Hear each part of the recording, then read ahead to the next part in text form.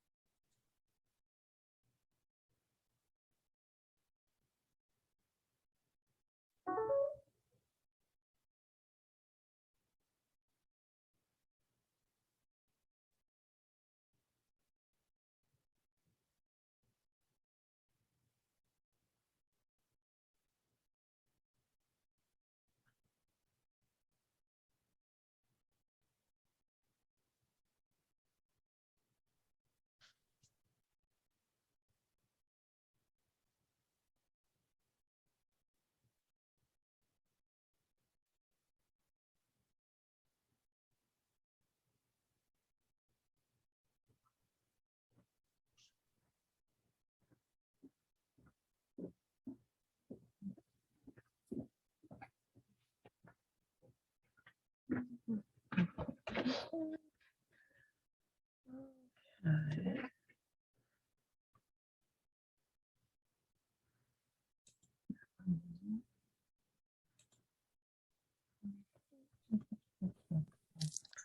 Hey, Catherine, Hello, how we doing?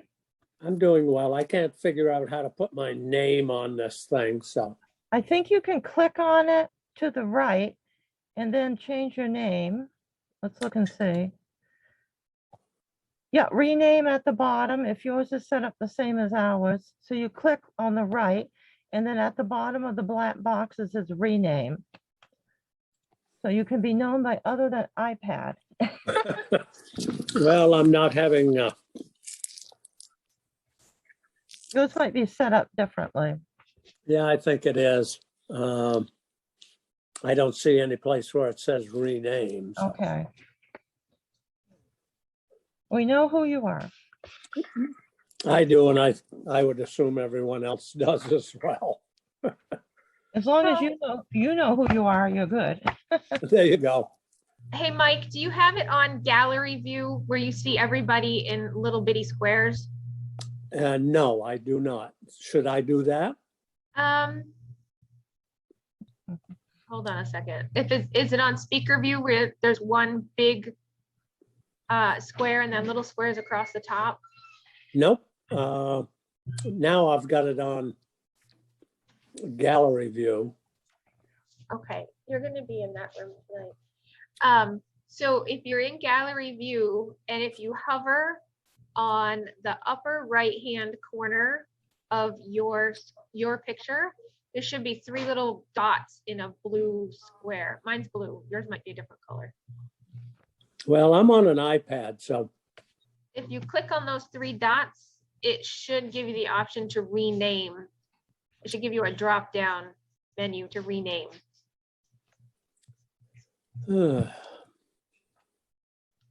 well, I really am not seeing it, so I'm not worried about it. I know who I am.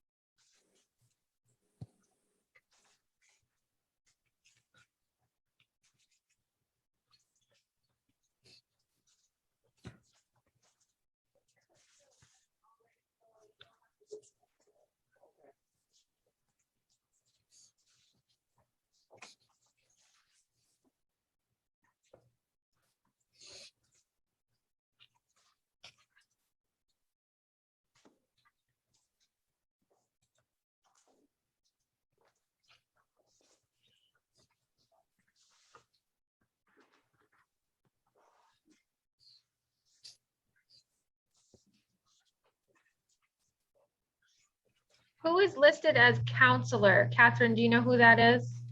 Or is that the extra computer? It shouldn't be, well, it could be the extra computer. I'll go out and look at that and see, and if so, I'll try to get in it. It's fine. Everybody else is on. We're just waiting for Amanda. Yeah, I'll go check on that and see what that is.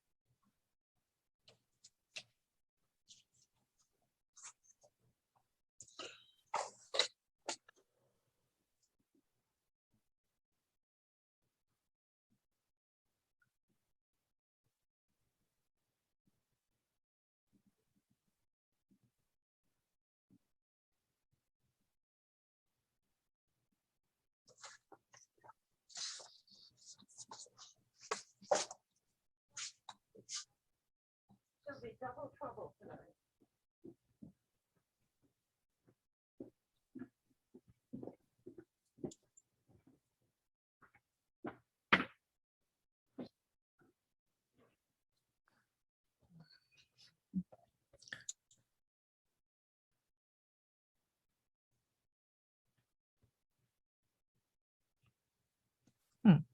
Okay. Can I see this?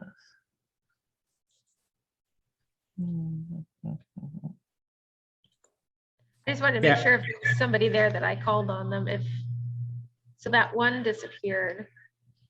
There we go.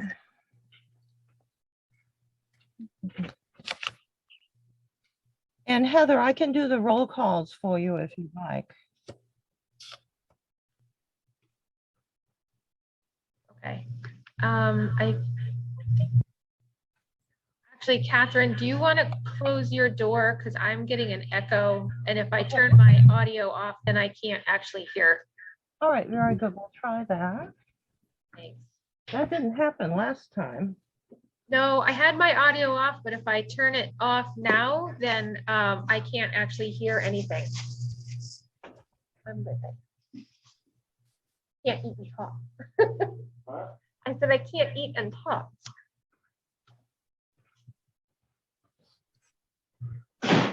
Hopefully that works better. That's better. You never know. You never know how these computers are going to work. Okay, so I think I see Amanda on there, so I think we have all of our counselors, so we'll go ahead and get started. Welcome to the regular town council meeting of the Pittsfield Town Council. Today is Tuesday, October 5th. We're meeting by video conference technology tonight. We'll open the meeting with a pledge of allegiance, followed by a moment of silence.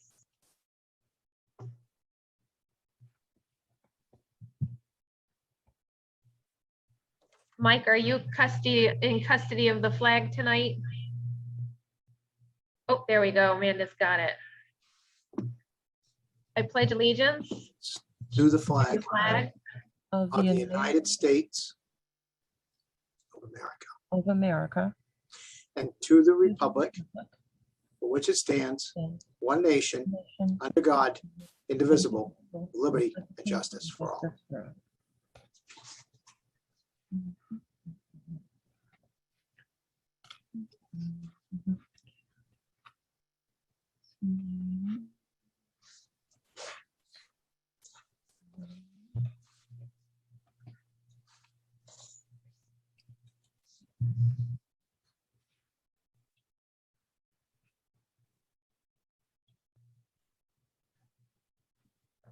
Thank you.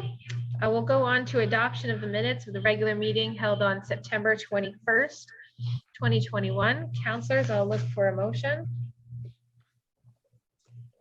Move we adopt the minutes as presented. Thank you, Tim. Did you hear me? I did, thank you. Okay. Just looking for a second. I'll second. Thank you, Pete. Counselors, did you see any omissions or corrections that need to be made on those minutes? Heather, I have a number of corrections that I would like made and amended to these minutes before I vote to approve them. Okay, do you want to go ahead and start? Yes. First, I have a question. And I'm curious, and I guess maybe I didn't think about this before, but there was something in particular I wanted to make sure was part of the public record. And so I was looking through when we were discussing the resolutions under the new business. And why don't we include any of the questions or discussion items that happen underneath those within our minutes? Because the minutes are taking a day and a half to do for the staff and myself. So if we add in all of the discussion under each of the resolutions, it's going to take even longer. Technically, we should just have shorter minutes, and they're getting longer and longer. But that is why. Well, I do agree that we can definitely cut a whole lot out of these minutes, Catherine, especially in the reports section. I think that can be really reduced. But I really, really want to make sure that, like, specifically under 21-97, that my question about not receiving the expenditure form from MSAB 53 for their federal funds, and that I requested that we look into that, be included in these minutes, because it is not, and it should be. All So right, that when we look back, we can say that, yes, it again was asked for in September in addition to the April-May timeframe that we asked for it. certainly that can be added. And then in section 8, when it discusses Councillor Hall's request for the meeting minute or the meetings being held in person rather than via Zoom, first of all, just a technical error that a comma was missed in between Chinquette and Frost. So it looks like it's Chinquette Frost, and I know that was just an accidental error. Mhm. But I'd like to ensure that where it says stuff like there is not enough room for the number of people tuning in via Zoom, all of those different things, that we make it clear that that is Mayor Donahue's opinion and not a scientific fact as it's stated in these minutes. If we could make sure that anywhere where it's discussed like that, that it says in the mayor's opinion or in her opinion or her concern is, or that she believes that, I would really appreciate that, because it looks as if we would all agree with that statement, and I certainly do not. So The other question and concern that I have is the second paragraph where you say the emergency management director and health and safety director do not recommend being in the basement room. I think that it's important that we note that they did not specifically state that on record, that that was something that was included in writing in our packet that you and the mayor stated and not them. Because right now it looks like they actually attended the meeting and stated those things themselves. So if you could just add that in, that would be fantastic. all right, we can do all that. All right, Certainly. and then, I had one more, right here. In the, what paragraph? 1, 2, 3, 4, 5. The fifth paragraph where it says Councillor Hall requested to have meetings in the chambers, but because of the spring vote, his request was not accommodated. This needs to be discussed with the whole council as a discussion item so that the agenda item can be worded correctly. I want to ensure that my statement that Councillor Collmore reminded the town manager and the mayor that nothing in statute prevents items from being added to the agenda and then being amended when we've had our discussion. I think it's important that that's in our public record as well. So those were my big items. All right, thank you. And we do need to follow legal advice that we have on adding items, which is that we shouldn't add them. However, Catherine, that doesn't, yeah, that part doesn't matter about the adding items. If it had been on the agenda, the concern was you didn't want to put it on the agenda because of the potential of having to change the language. And I just want to ensure that we understand that it's better to have it on the agenda and have to change the language than to have to deal with the potential legal ramifications of having to add an item. all right, so we've been, That's all I was looking for. yes, I understand. I understand what your comments were. We were following the legal advice that we had received, but certainly we can add your items.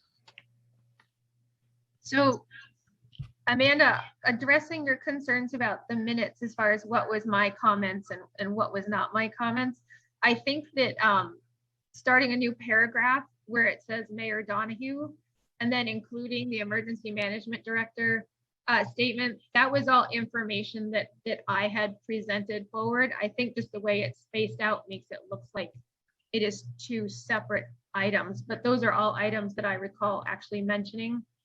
And I think if we just spaced it so that was actually one paragraph from Mayor Donahue down to mitigating some of the risks, then that would make it clear that that was a list of my concerns versus other people's opinions. That's fine, as long as somewhere in the middle there's also a reminder that it's still your opinion. Because the way we write our minutes, it does change from who's talking sometimes throughout the minutes, and I want it to be clear that at least other members may not feel this strongly, but I certainly do, that I don't want it to be assumed by the people I represent that I agree with these. Okay, so how often do you want it to say Mayor Donahue continued to say, or what would you suggest? Not having a single paragraph? If you could do the single paragraph, I agree with that. Separate the Mayor Donahue part from the first part, and express that your concern with being, or Mayor Donahue's concern with being in person are as follows, and then maybe about halfway through, adding another statement to remind the reader that you are continuing your statement and how you feel.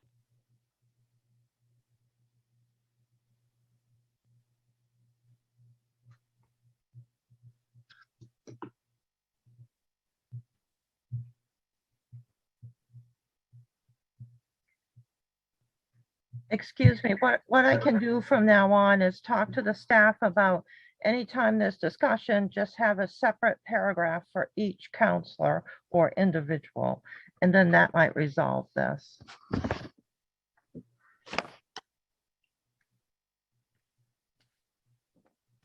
Did you have anything else, Amanda?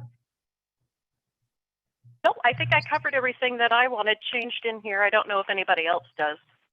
I spent a lot of time with the minutes going over them and making sure that I understood what was being said. Anyone else have concerns about the minutes as they're presented aside from the items that Amanda mentioned that she would want changed? Mike? Oh, you're still muted or something. We can't hear you.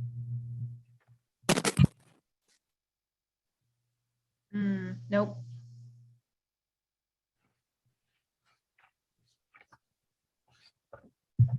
You hear me now? Yes. Okay, good. I just wanted to add that, I want to second Amanda's thoughts. Her ideas and thoughts are well thought out and very pertinent and valid. And she has spent a lot of time on that. And I agree with every point she's made. Thank you, Amanda. Anybody else have any changes to make to the minutes?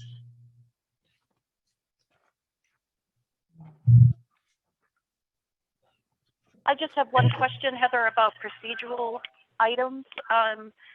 Do we have to make a motion to amend the minutes with the changes that I've presented? That would Because be these the are not motion. just minor clerical errors. That would be the motion to accept the minutes as discussed to be changed.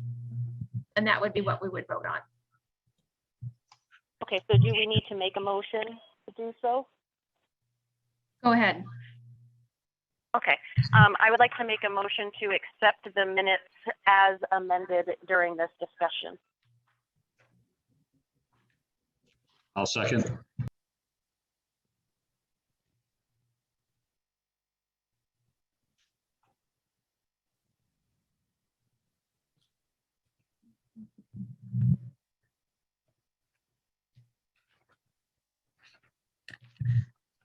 Okay.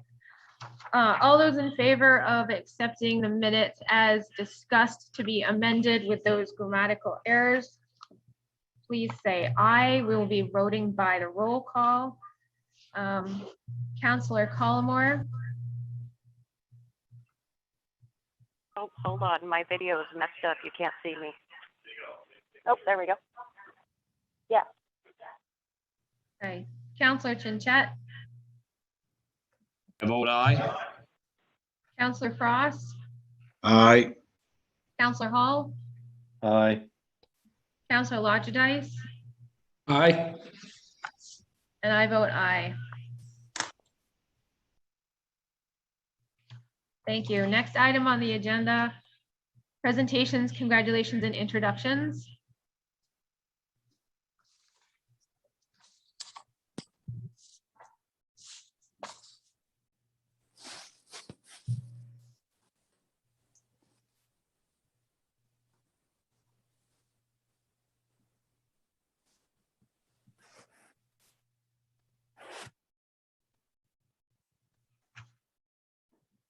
So I'll go ahead. The first item listed is certificates. So these are certificates that the police chief wanted to give out.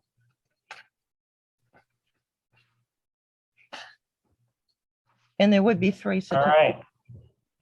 Am I on? Can you turn your camera so we can see you? We're looking at the. There we go. Can you see me? Yep. All right, thank you. So I wanted to honor 3 officers tonight. The first 2 I wanted to talk about were Hannah Quinlan and Stacy Price. They're both online right now, or at least on audio. And they responded, they were working together on the 18th of September. A few weeks ago, they responded to an armed robbery at Dysart's. Report of a weapon involved. I'm not going to get into all the details because it's still pending matter, but it's been all over the news. And They were both assaulted when they were at the jail. There were actually 4 officers assaulted, and they did an outstanding job controlling the person or trying to control the female subject.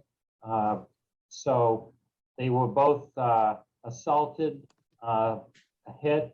Hunter was bit, and they both did an excellent job. And I wanted to honor them with certificates of commendation from the police department, from all our members.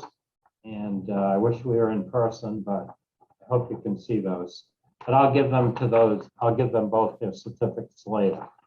But they both did an excellent job. They put themselves in harm's way, and it really could have been a bad situation. And thank goodness there were 4 of them there, because it was, like I said, the person was extremely, extremely violent. The next certificate I want to give out is a certificate of commendation to Mike Craig. Mike's sitting here in my office. I don't know if you can see him. Yeah. And on the 19th of September, Mike responded to a report of 5 people fighting down on Washington Street. He was all alone, and Mike got sucker punched in the face several times. He subdued the guy by himself. He called for backup, which arrived a long time after that, but he was there, and he did an outstanding job getting the guy handcuffed, but he took a few bumps. But Mike is an outstanding officer like the other 2 I just mentioned, and I wanted to honor him with a certificate also and recognize him for putting himself in harm's way and helping to protect the town.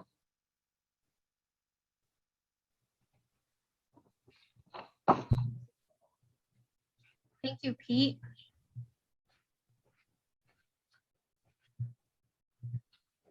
It's not the same as when you do it in person. No, it's not. Oh, I got another thing real quick. I wanna give this to Mike. He hasn't seen it yet, but Jane Woodruff brought this in today, and it's a picture for Mike. Oh, yeah. Isn't that nice? That was was that the one she put on Heart of Pittsfield? That was a really great photo. I don't know, but it's really nice. Thank you very much. Yeah, really nice. Thanks, Thank Chief. you. Thank you. Thank you. Next, we have community and economic development activities and events. Yes, very good. Thank you. For community and economic development activities and events, our first project is the Main Street sidewalk, and that is a very important project for the town. And it seems to be moving forward quite well on the updated schedule. We have the downtown area where the intent of the project is to reconstruct the sidewalk on the north side of Main Street between Central Street and Somerset Avenue. That will be a great achievement. We also have the second part, which is on the library to the back entrance of the industrial park.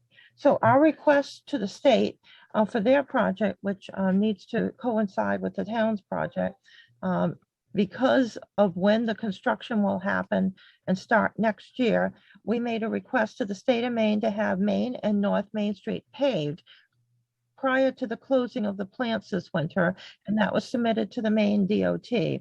This will be our second request to the Maine DOT, formal request. We've made a lot of informals, but our second formal request for paving, and frankly, even sectional paving would be good.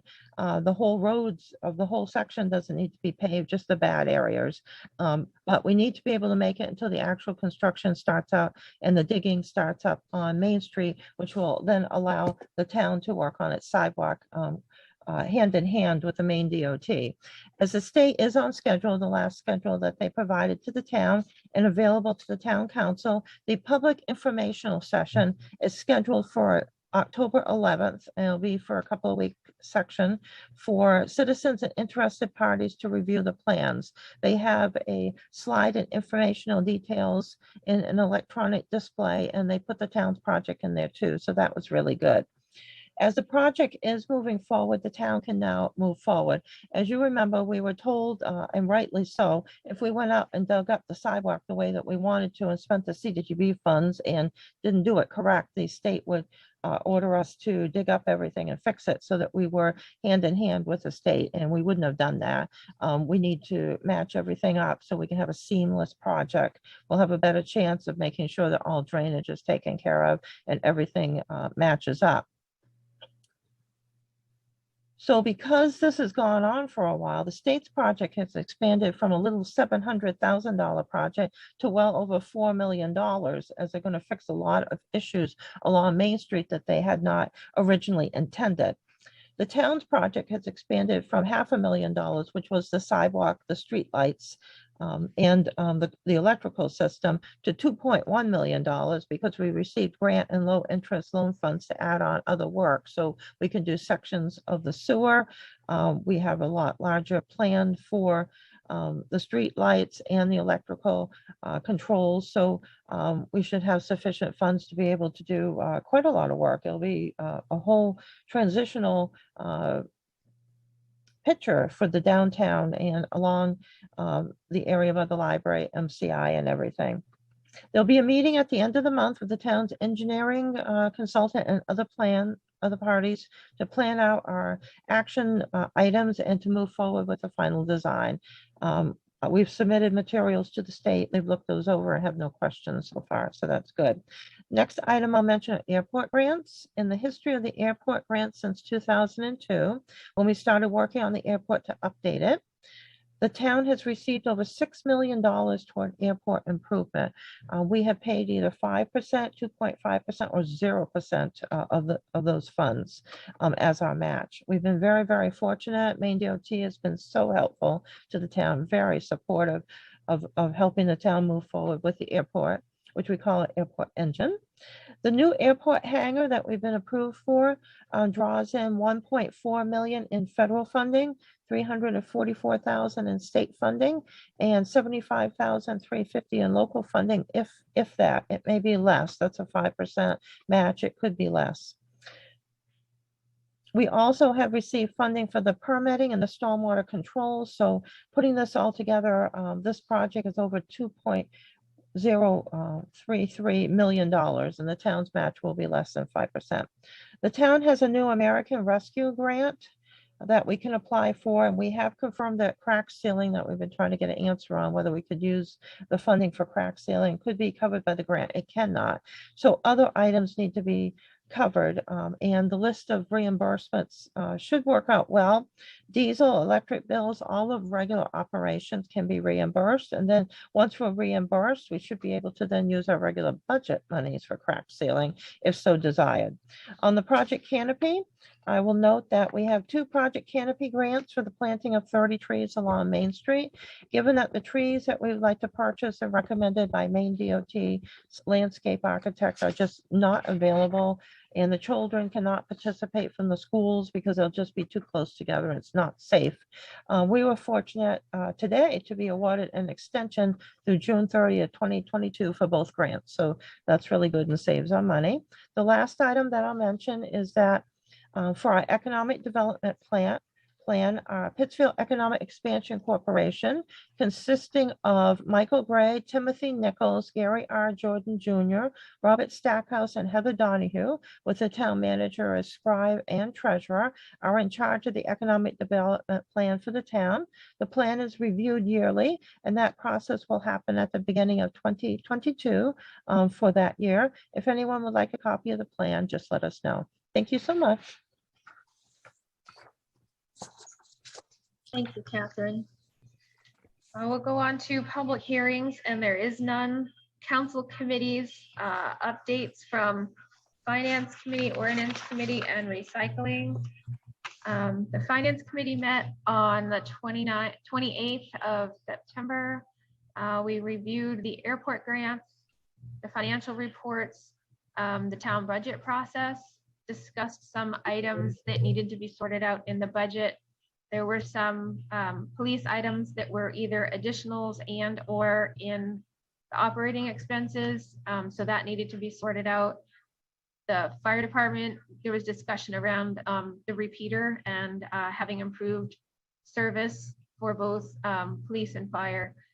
Town manager is going to be working on lease payment options for CIP equipment, the fire truck and the dump truck for public works.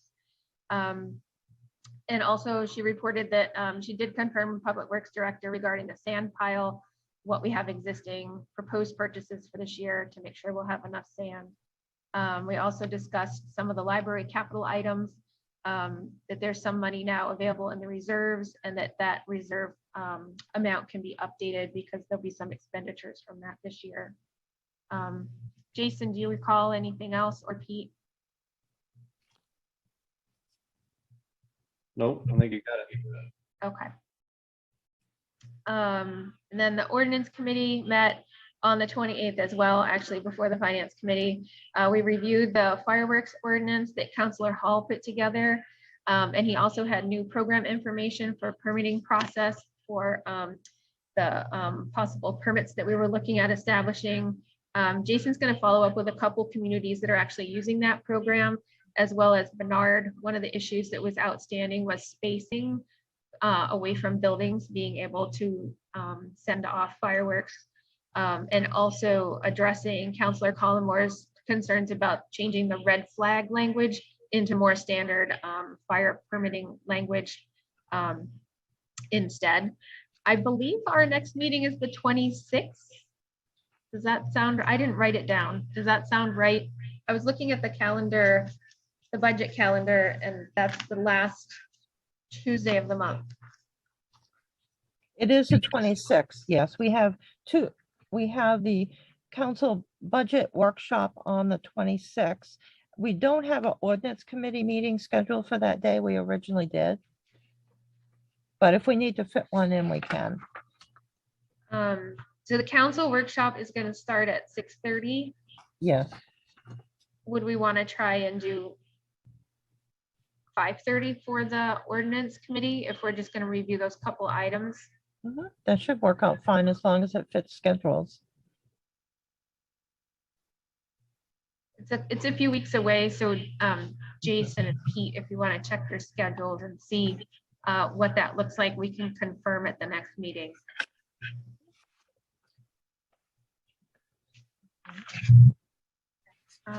So ideally we could have that to set to public hearing in November.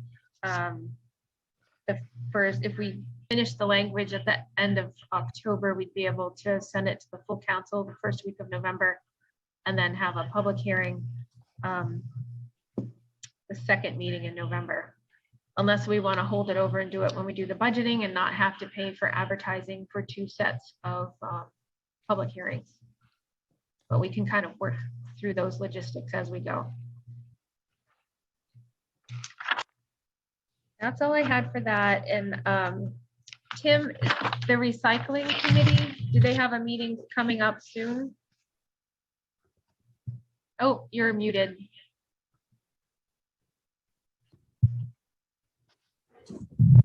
Yes, can you hear? Yes, we're going to have a meeting the third Wednesday of this month at 5:30. Okay, thank you.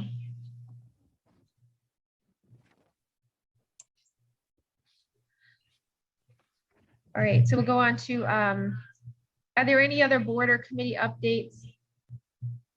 I don't know of any. No. Okay, so Do we we'll have go on- anybody from the rec?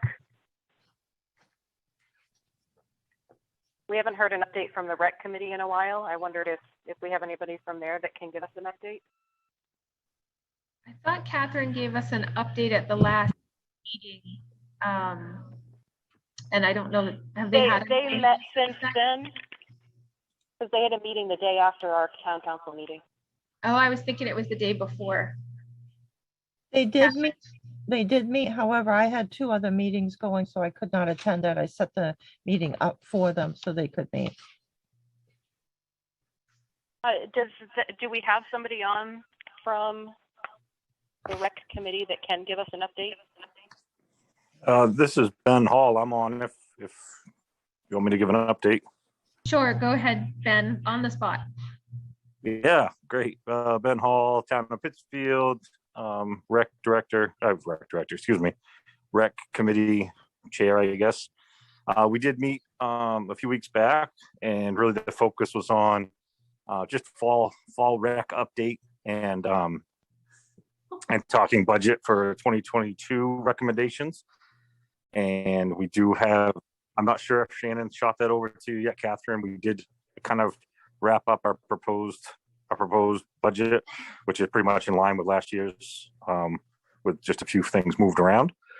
And so we have that ready for you. I think it was really just talking fall rec. We talked a little bit of the rec website, which is pretty well ready to launch. We've been talking back and forth with Catherine on trying to get the payment processing up and running, because we'd love to take that workload off the town office if we can make it work.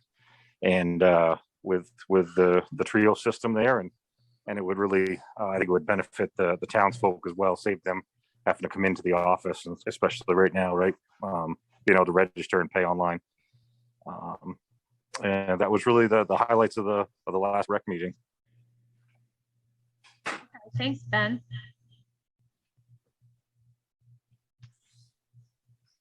Okay, so we'll go on to town manager's report. The town manager's report, I have a lengthy report, however, I'm just going to mention a few items.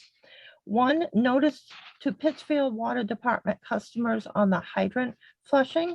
The town of Pittsfield will be flushing its fire hydrants starting October 4th and completing this process by October 29th. During this time period, people may experience intermittent pressure fluctuations and occasional yellow water or water with black particles. The yellow color in the water is due to the presence of iron. The black particles are due to the presence of manganese. When experiencing discolored water, people should not use Clorox and bleach products with their laundry. They should flush their appliances and drain their water heaters following the flushing period. We have a letter from Oliver Associates, the town's certified water operator for the Pittsfield Water Works, on the town website, which talks about the safety of the water supplied to customers. The letter is also attached to the town manager's report. And I'm not going to read the two-page letter. I'm just going to mention a couple of items that are in the letter. And this letter is from Annalise Hafford of Oliver Associates, who is our certified water operator. She indicates that the Pittsfield Water Department is in full compliance with all primary drinking water standards. The raw water used for the Pittsfield Water District is pumped from 2 sand and gravel aquifer wells located on Peltoma Avenue, also called Horseback Road, just across the town line in Burnham. The raw water quality is generally good, though there are elevated levels of manganese, iron, and possibly carbon dioxide. The raw water is treated using a phosphate product to inhibit corrosion of the water mains and customer plumbing materials, chlorine to provide protection against bacterial contamination, and fluoride for dental protection. The raw water also flows through air strippers used to remove dissolved carbon dioxide, which helps stabilize the water against potential corrosion of water mains and customer plumbing materials. The phosphate product additionally helps address the high iron and manganese levels in the water by preventing them from precipitating. Iron and manganese in groundwater is clear until it comes in contact with an oxidizer, such as air or chlorine, which is what's happening here. Precipitated iron and manganese cause aesthetic issues such as discoloring and fixture staining. All 4 of these treatment operations are common at other drinking water utilities in Maine. So we will be flushing for the entire month and flushing in a directional way to try to move this material out of the system, and then be flushing next spring and then next fall again, and continue to keep on flushing on a regular schedule. 2, upcoming state referendum election on November 2nd. The State of Maine Secretary of State has a nicely set up, very user-friendly website to review the 3 questions that are on the referendum. The citizen initiative, the bond issue, and the constitutional amendment in November. We'll be placing that link on the town website for easy access. The town has received the state absentee ballots, and our town absentee ballots have been available since last month. Voters can request an absentee ballot by accessing the state website to obtain a ballot by mail. They can contact our town clerk at the Pittsfield Town Office to obtain a ballot to pick up and take home to vote and send back. They can have it mailed to them, or they can vote at the town office. So this process will allow those who need to avoid crowds to do so and to vote at their convenience. The town's absentee ballots are for 3 councilor 3-year terms and 2 SAD 53 director 3-year terms. Number 3, tax bills have been issued for the town of Pittsfield. So I won't go through all the details on that because I've done it before. If there's somebody new who's on here, or you know of anybody new who has just moved into town, please tell them if they have not gotten a tax bill to contact the town. We have to issue the tax bill to the person who owns the property on April 1st. There has been a large number of sales recently. It was amazing what took place in the last couple of weeks prior to school starting here. I would note that property taxes are due on Friday, October 15th at 5:00 p.m. If you send a check, please provide ample time for it to get here. The town office and citizens have noted and experienced difficulty in getting mail, taking a while, and eventually shows up. We had a few envelopes arrive without any checks on them cut on the side, so that wasn't good. The names were cut off too, so we're trying to research that. The post office has had some COVID outbreaks, so this is partially why things are moving along slower. Number 4, reminder of the 2022 transfer station stickers. In order to reduce costs at the transfer station by making sure that only those who should be dumping garbage are doing so, new stickers are being issued each year. By December 1st, 2021, the town will have the 2022 stickers available for purchase. We'll have to guess what color they'll be, as they change each year. Number 5, an important announcement on the 2022 dog licenses. The dog licenses are now here. You can start registering your dogs or licensing them on October 15th, and you can get your doggy jewelry. Every dog that is 6 months old must be registered prior to January 31st. Or there's late fees, and we don't want you to be charged the late fees. Number 6, reminder on online services. For re-registration of vehicles, boats, and other services, go to www.pittsfield.org and click on the Citizens tab, choosing online services at the top of the page. There's a lot of good items that can take place. And I'm going to skip down quite a bit. To go to number 10, departments meeting. We had a great departments meeting last Wednesday, September 29th. These meetings will continue by Zoom. They will not be in person to ensure that our municipal services will continue. Everyone attending updated the others on what was going on with their department, which was a lot. We didn't even get to the exercise we were actually going to do on the workers' comp with the inspections and everything. But we got a lot of good updates. Everybody is very busy, and this is the busiest time of the year. Besides the sharing of information, different members of the staff volunteer to help other departments in ways I wouldn't even thought of, so that was really good. Holly, our librarian, was excited about some information she received and stated, she got all excited and said, I love these meetings, and she gets lots of information and she was helping somebody. So we can all use help for sure. Number 11, we have leftover items from yard sales, I think all through town. So think of the reuse center. As we wind down toward winter here, unfortunately, yard sales are slowing down. People should consider donating their leftover items to the Trash to Treasure Reuse Center. Citizens who are cleaning out their homes, selling, downsizing, finishing up their yard sales, please call the town office at 487-3136, and we will get you an appointment to go to the reuse center to drop off your items. And because the center is closed due to COVID restrictions, please do not drop off items in the yard. Please call for an appointment. We will set up an appointment that works. We have a volunteer that's going in and cleaning things. Please remember, no bedding or clothing. Clothing can certainly go to Pennywise. We had a good household hazardous waste collection event on Saturday. It happened very quickly, and luckily Donnie has a very long list of people who are very interested in this activity, so they come every year. So that was good. For our codes enforcement work, unfortunately, Al Tempesta, our alternate code enforcement officer, has had a setback with assisting the town because he is not feeling well from his injuries.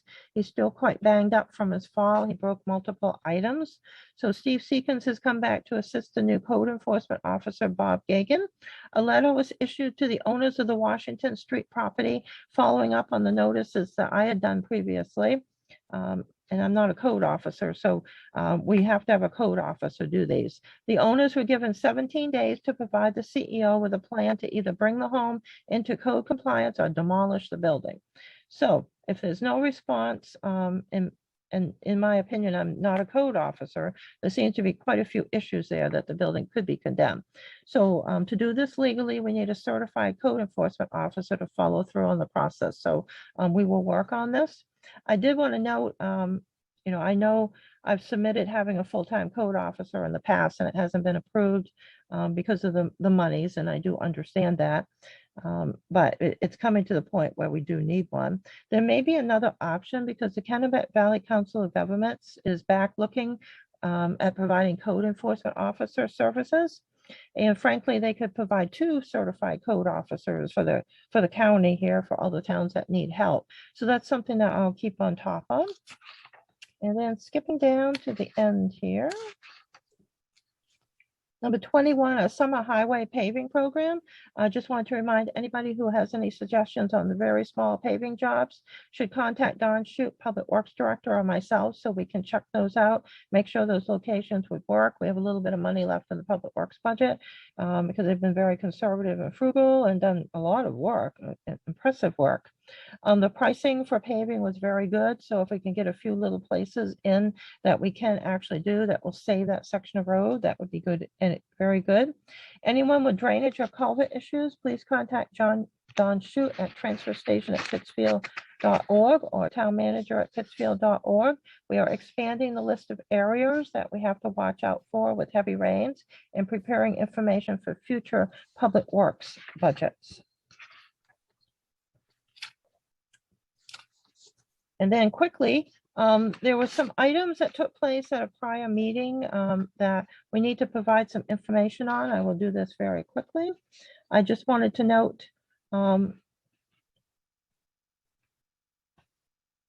the town needs to follow its codes, and under the Labor Negotiation Committee as a council committee, the section of the law indicates that the committee will consist of 2 members of the town council and town manager, and that the committee shall represent the town in negotiating labor agreements.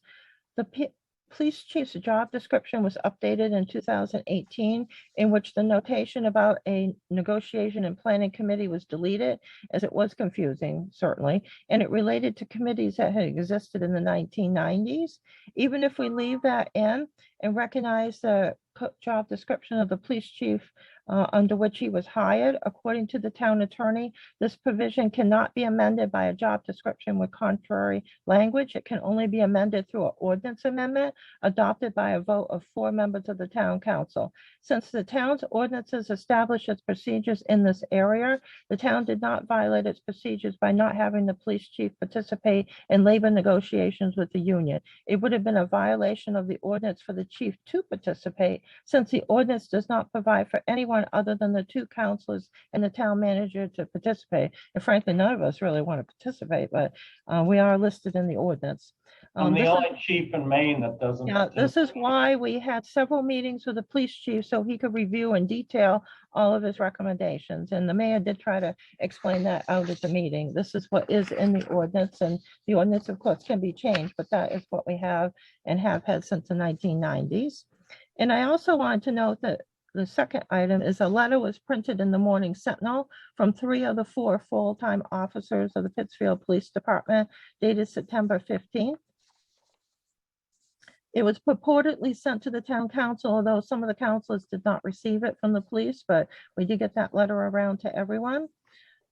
The police department knows that the town manager does not have the authority to negotiate and sign for anything. They know this because the police have requested that I sign contracts for them for large sums of money. And frankly, I don't have the authority to even sign a contract for $100.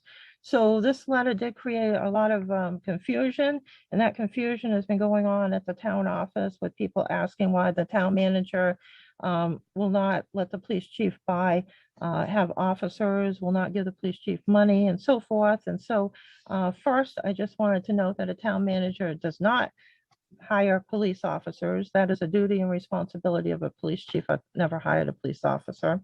Second, the town cannot make unilateral changes to the terms and conditions of unionized employees. This means the town cannot decrease or increase the pay without negotiating with the union. I mean, it's too bad it's this way, but it is. Doing so without union approval is in violation of the Maine Labor Relations Act. The police chief talked to the finance committee on April 13th about recruitment ideas after 3 of the 5 full-time officers resigned, citing that they could not work with the police chief. This left a void that needed to be filled, but frankly, there's a lack of officers throughout the state, so it is a hard void to fill. The finance committee requested the residency requirement be revised and that all of the items due to the price tag would have to wait for the budget process. So in June, we did get a recruitment and retention recommendations from the police chief. He put a lot of thought into it. The Police Labor Negotiations Committee, comprised of the mayor, deputy mayor, and town manager, were called into action. Over 363 hours were spent on the negotiation process to add items to the contract for recruitment, with most of that time spent reviewing the police chief's proposals and negotiating with him and working with him on that. $60,000 in signing bonus money was negotiated with the union for the police chief to have available for use on July 21st. The negotiations were completed. However, within 48 hours, the police chief requested more money for 2 specific officers. And since it was such an increase and had to affect all the other officers, it took a while to get through the negotiation process because we have to look at the effect on future budgets, certainly.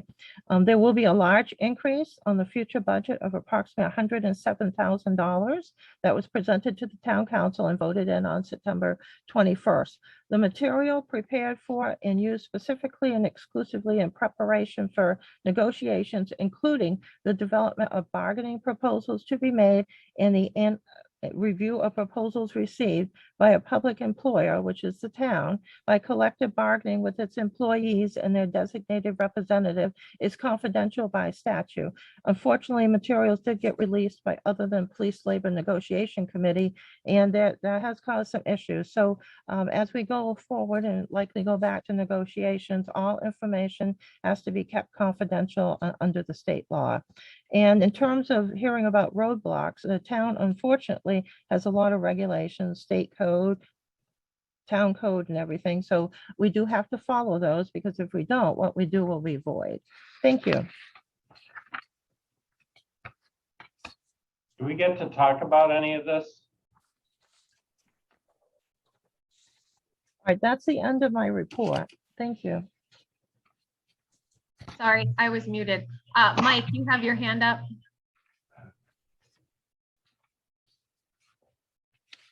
Counselor Chinchet. Can you hear me now? Yes.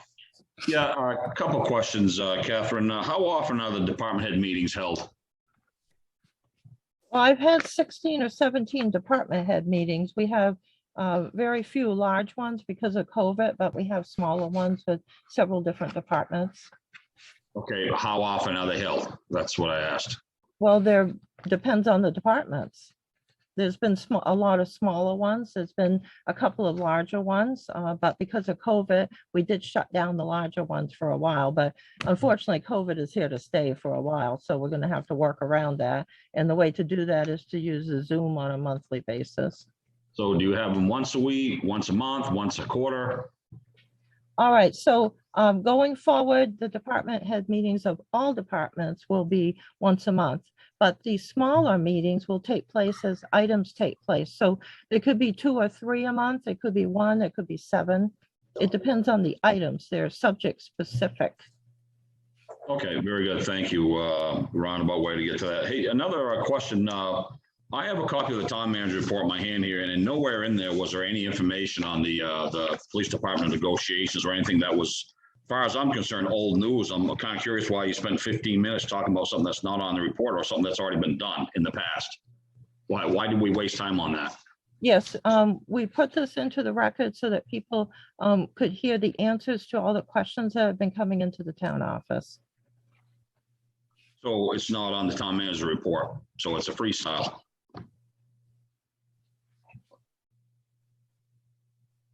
Yes, no? So Excuse, are not topics to be discussed, brought up on the, by documentation? There's nowhere in here where it shows that as being on record. all right, very good. We can discuss other items than what are listed on the town manager's report. Okay. So we can do the same thing with the discussions tonight at the end of the meeting. Okay, thank you for that. Thank you.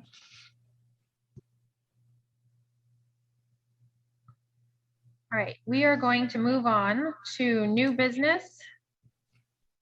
I'm sorry, old business, but we don't have any. So new business, number 7, we'll go to resolution 21-01.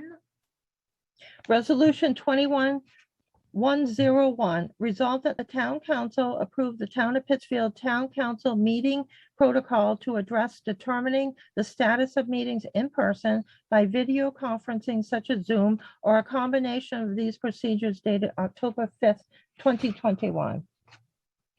I move we set resolution 21-101 to discussion for follow-up vote. Thank you. Need a second? Second. Thank you, Jason. Okay, we have a document. Where'd my document go? That is a compilation of what brought us to where we are today. Catherine, do you want to go over this or dive right into the conversation?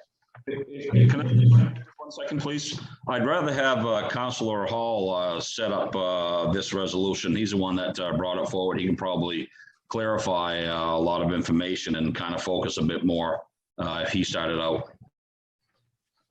Well, I asked Catherine because she compiled the draft, and then we can go to Councilor Hall.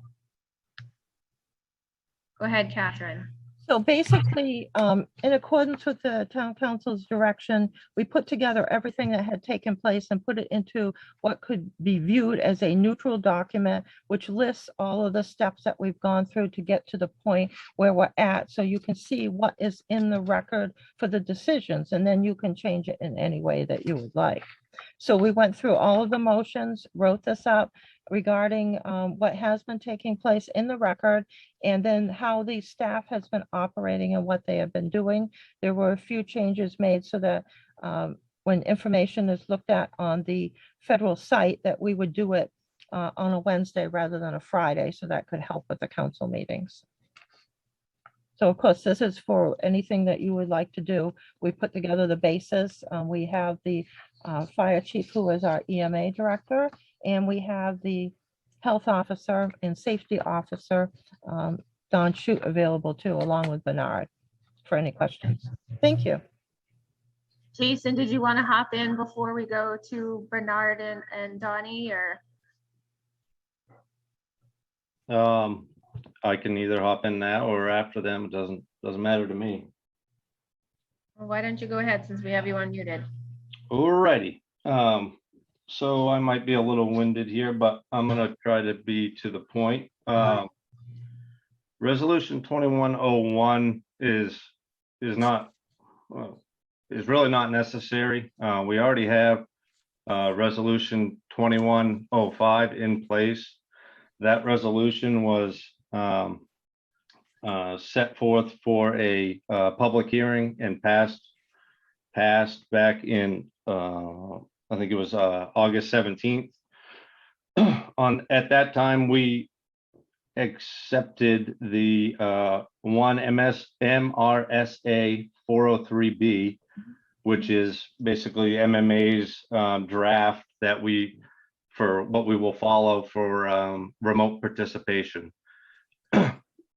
That being said, last council meeting and this council meeting, 2143, which was passed back in April, that was passed under emergency legislation, and that would have expired at the end of June. So therefore, it has no legal precedents for us to follow. We shouldn't be following it. It's not it's not legal for us to follow according to the legal services department at MMA. So the only legal binding thing that we should be following right now is 2105, and in that we adopted, there is no precedent, or there's nothing speaking to forcing us to go remote right now. It has nothing to do with color codes.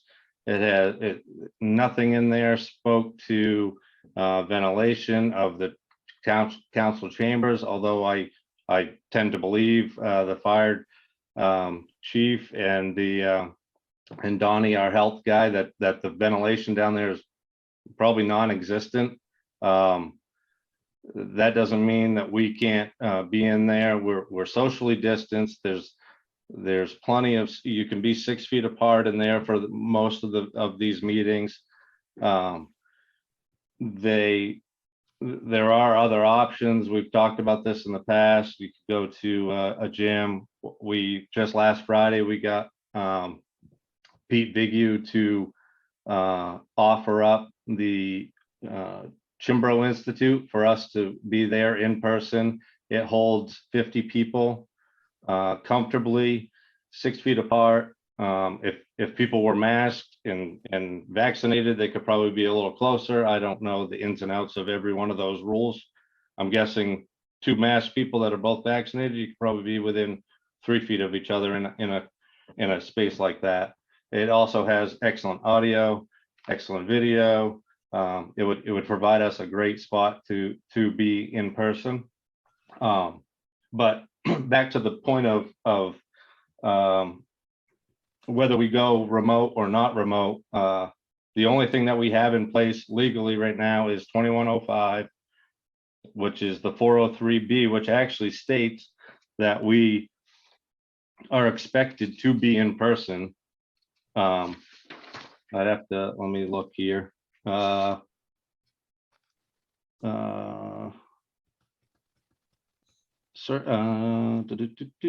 have to see that. Where is it? It was under B. Oh, it actually says that we can't deter the public from meeting in person. We have to provide them a public meeting space. And right now, that's not what we're doing. We're not in an emergency right now. So I guess my resolution would be to vote down 21-101 and stay the course with our 2105 that already has the proper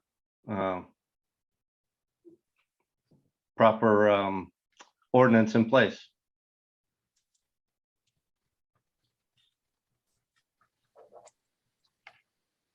So Jason, can you clarify a couple things for me? When you're Yes, referring okay. to 2105, what is that? Is that a state statute, or is that something that we approved? That was the ordinance that we approved that went to public hearing on August 17th. And that was basically adopting the MMA guidance that was 1 MRSA 403B, which gives guidance to remote methods of meetings. If I could just, Yeah. Go what ahead, I think Amanda. he means is 2104, Heather, just to clarify that, 2104 was heard on, Oh, let's see, on the agenda for new business ordinance 21-04 for July 20th, 2021.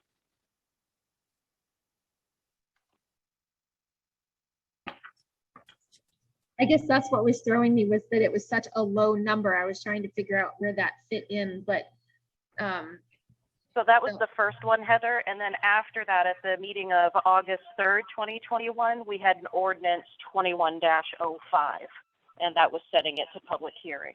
So we've Okay. had both of those in relation to this. Okay, so those are, that's what's confusing me, because the ordinances are different from the resolutions, but they all start with 21. So that's why I was confused about where they fit in the timeline there. So I have 20, nope, this is 403A, which Yeah. with the initial one, I could not find the 403B. If you have a link for that and can share it, that would be great. But under that, it says the board members are expected to be physically present for meetings, but may attend board meetings via remote methods of participation in the event of an emergency or an urgent issue that requires the board itself to meet remotely, or an illness or temporary absence that causes a board member significant difficulties in traveling to a meeting. So that is pretty much what we adopted, giving us the ability to meet remotely. So this gives the option of the entire board meeting remotely, or a single person calling in and meeting remotely. Like, say somebody gets stuck at work and they can't make it back in time for a meeting, then they could join remotely.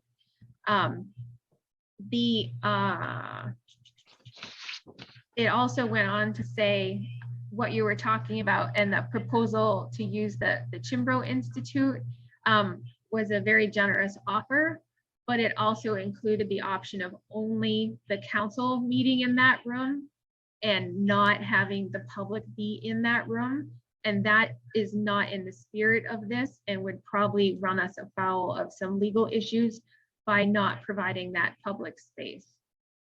We're not providing a public space now. This is considered a public space. The remote meeting is considered a public space, but if we were to meet in a room and exclude the public from being in that room, then that would be excluding the public from a public meeting space. Right. That's how I called MMA, and that's how they explained it to me. That's it, because we went through a couple different scenarios, and I said, can we do this? Can we do this? And that was the one thing that gave her the most pause, was saying that, you know, if you're going to meet remotely, you can meet remotely, but you can't have the council meeting in person and then make the public meet remotely and not provide opportunity for them to also be in person. Well, the Chimbro Institute holds 50 plus people. I'm sure Mr. Vigil and Chimbro would have no problem with public being there if that was maybe the route we want to go. Obviously, we'd have to run that by him. And then the other option is, you know, we need to get ventilation down in the chambers, but Right. Well, the Chimbro Institute isn't the only place to go. We have the gymnasium, we have Memorial Gymnasium, we have the main gymnasium, MCI. We have a number of other facilities in this town where the public is allowed to go, welcome to do so. But I guess the point is that Jason was saying, and correct me if I'm wrong, Jason, is that it's not whether or not we have it here or elsewhere. It's a fact that we need to have public meetings, period. And if it's up to us to fix this room so that it needs to be, I don't see where that's necessary, because there are air handlers down here now. It's a matter of discussing, taking this resolutions on the table, as Jason had recommended, voting it down, keeping the other one in place, because our understanding is now that that is legal and that is acceptable. And the reason why that was set up in June, that it was canceled, so it's no longer valid. So there's no reason why we can't start meeting in back in the chambers. And if anyone has any issues or problems with that, there's always Zoom. I mean, that's the way it was set up. Okay. Correct. That is the way. Amanda, did you have some comments? Yes, I do. So I was talking with the policy director at the State House about this because, as you can imagine, I have received a large number of phone calls about the concern of our public not being able to be in chambers while we're doing this, especially given that we have a large population of our people who actually can't even access internet. And so when I was talking with him about this, and it was my understanding in reading the LD 302, which became the MSR 403B that Jason was referencing, is that all remote participation and other provisions established by the executive orders pursuant to the state of civil emergency have expired. LD 302, or the 403, allows towns to adopt specific rules regarding remote participation. However, anything that was created as a rule under the state of emergency is null and void. So that means that the one that we adopted that talks about, everybody keeps saying in the minutes and stuff, red zone, but the yellow county, we said specifically counties, not state level, which makes it state CDC and not federal CDC, that is actually void now. We can't reference that because the state of civil emergency is gone, and that is coming directly from the State House. And in talking with our policy director, who also spoke with the lead sponsor of LD 302, the intention was to allow towns to have the flexibility for their members to be able to join remotely and for the public to be able to join remotely, but not to make the entire body and the entire public bodies required to meet remotely. Additionally, we as a council are not allowed to push our terms onto the other boards and committees, being planning board, finance committee, recreation committee. They have to adopt their own policies. And that's coming, again, directly from the policy director at the State House.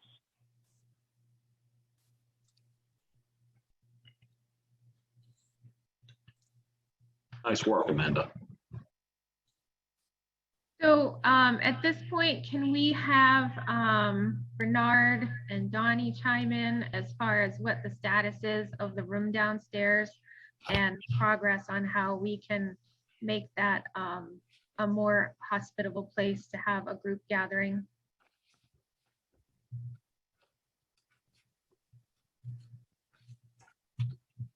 Well, this morning we installed 2 air purifiers down there. That's according to what I've studied and talked to other people, that this will over time clear up a lot of the mold problem that's down there. Again, if you fill that place with 40 people, and I have never seen 40 people at a council meeting, you're going to have a problem because you can't distance them.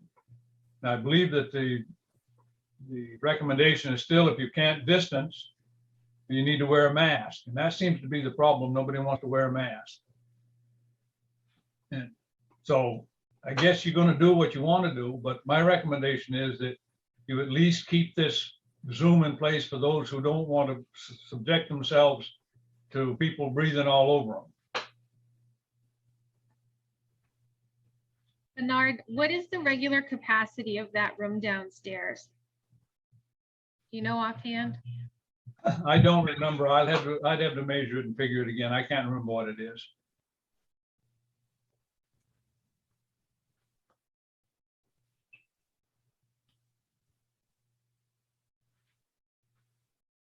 Is there a sign outside the room? Is it posted anywhere down there? No, it's not.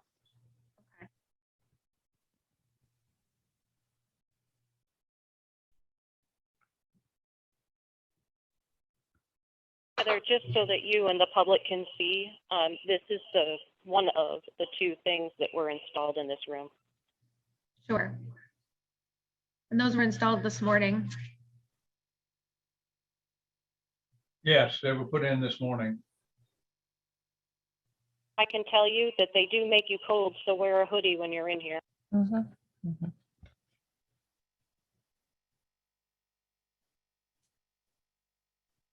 One of the problems with that room, from a mold point of view, I guess from most everything, is that the humidity down there was very high. The day we tested it was over 70%. And that's not very conducive to keep mold away, especially in a dark place.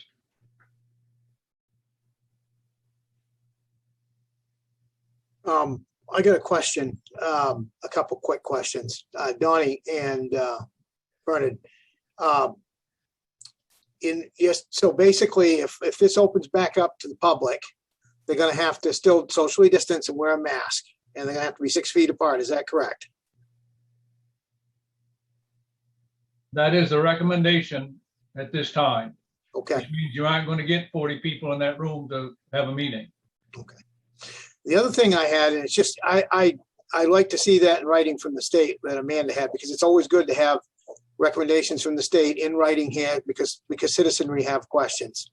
And it's good to be able to provide them with the answers of if they're not agreeing with or happy with what we have, and we can't change it, we can at least show them where to go, where they can get more answers to their questions. That's always a good thing. The other thing I had, and it's really, it's kind of weird. I mean, I understand that every place is different, every department is different and all that. But it seems kind of weird that, we are not, we are in red, but we're not officially in a state of lockdown, but yet the school system is sending kids home. And my granddaughter, who has a very good school that she goes to in Brewer, they've shut that right completely down. They're not even, because people have been exposed. To me, it just seems kind of weird that the schools are sending kids home, and yet the state is telling us that we could open. It sends, I can understand why people get confused. It sends very confusing messages. Well, that's all I have. Also, if you've dealt with the state very much, you call down tomorrow and talk to somebody else and you'll get a different answer. Yeah, you're right. Thank you. Jason? Just real quick, to clarify, the CDC says you either have to be masked. If you can't socially distance, then you need to be masked. You don't have to be socially distanced and masked. So if we're 6 feet apart, then you wouldn't have to mask. But obviously, if you're within 6 feet, you would have to mask. But that was all I had to clarify. Mike had his hand up for a while. I'm getting there. Go ahead, Mike. Yeah, Bernard, I wanted to have you clarify. You had said, per the question from Tim about masking and whatnot, that was the recommendation. Is that yours and Mr. Schutz's recommendation, or is that something from the state that requires us to mask up in a public meeting?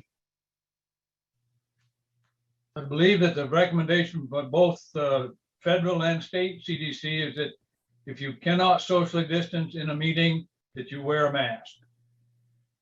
Okay, as a follow-up to the group here, Tim, I'll reiterate what you said. It's always good to have stuff documented, so I'd like to see that letter also. Thank you. So the recommendation, so the state does not have any mandates in place. They've retired all of the guidance documents that they had through last year. They are referring people, if you go to the main CDC website, it refers you over to the federal CDC website, and that is recommending, it's not mandated, it's recommended that if you are indoors, that you are masked. I don't recall seeing anything about social distancing or anything like that. If you're indoors with other people, that you should be masked. That's the recommendation that they've had for quite a while. Pete, do you have anything? Councilor Lodgedice, you want to make any comments here?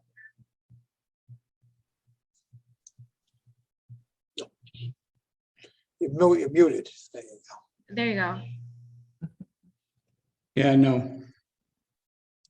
Okay. Brent, did you want to make any comments? No, I'm all set. Okay, thank you. I think we've hit all the counselors. Well, let's go to Lindsay. Hi there, can you guys hear me? Yes, we can.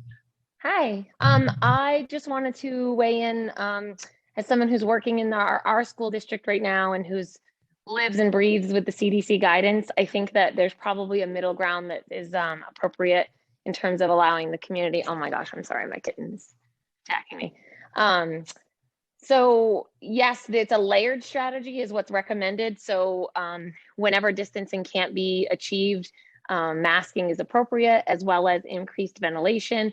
But it sounds like if we could find a place, whether it be the actual chambers or a facility that's local that we can all, or some people can fit into, I think it would make sense that we could keep a seating chart for contact tracing in the event that it's needed. People could be required to wear masks.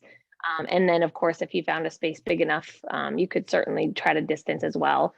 So everything that's out there right now supports layered strategies. So I appreciate everyone's feedback and concerns, but we do it every day in the district of 700.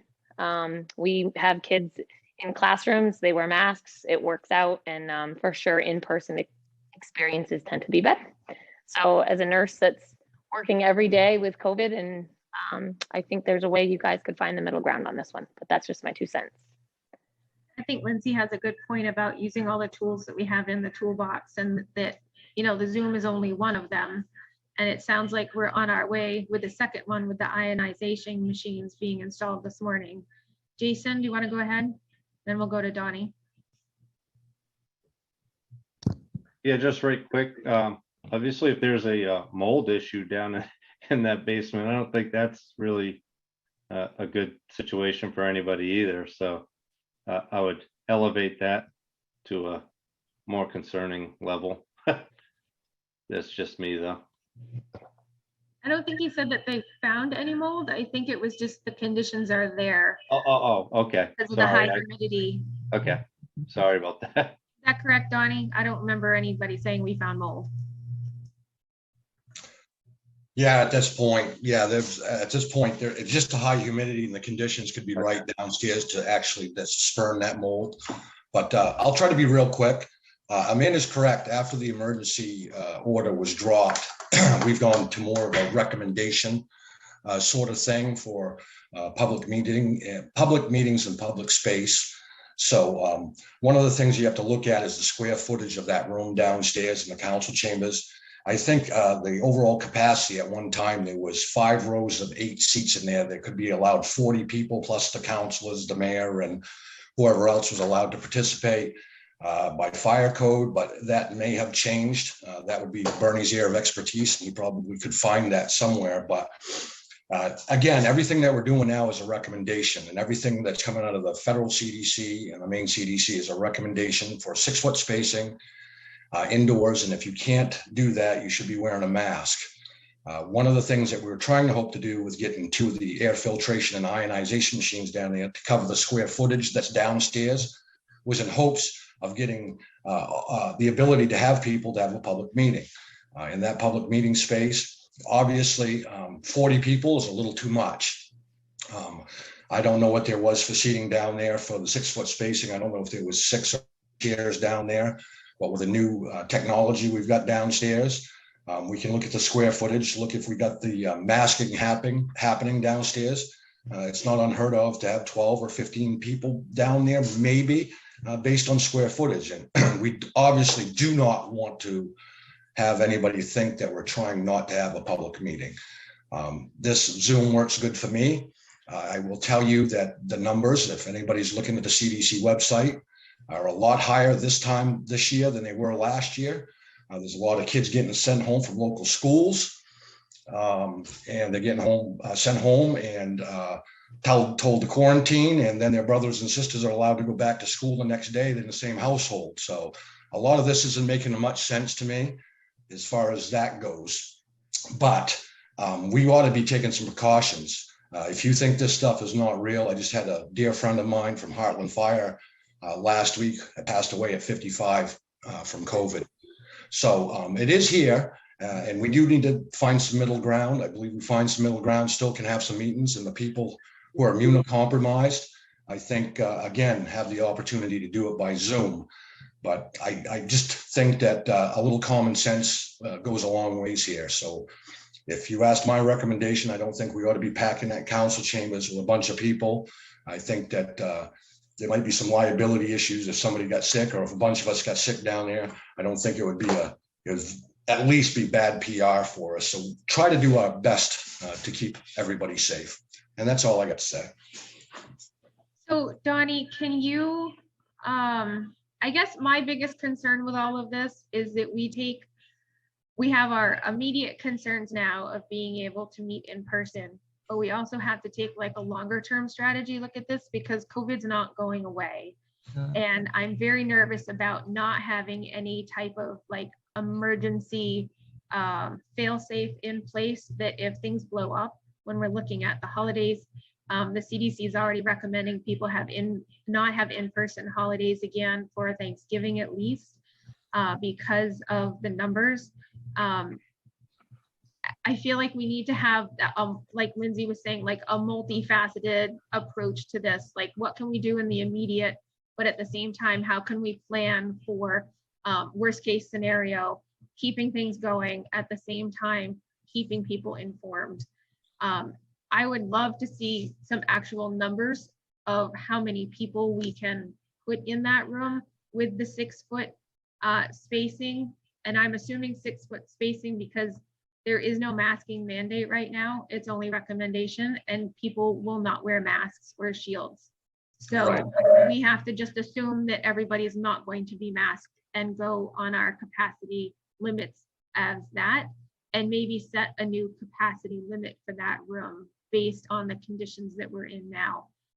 So that brings us to another question of how do we handle having an in-person meeting and having very limited seating? Do we go to some type of reservation for a seat? Do you have to sign up? Is it first 10 people that show up at the door that day can get in? How are we going to equitably make sure that there's access to the council chambers if residents want to be able to attend these meetings? Those are all kinds of things that I think that we need to think through as we're trying to figure out how to do this safely.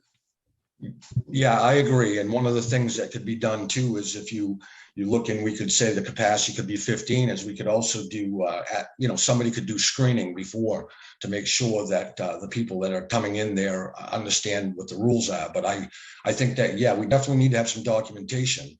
And just so all of the councils are aware that there is protections in the law that on the state level and at the local level. And I talked about this with Bernie the other day.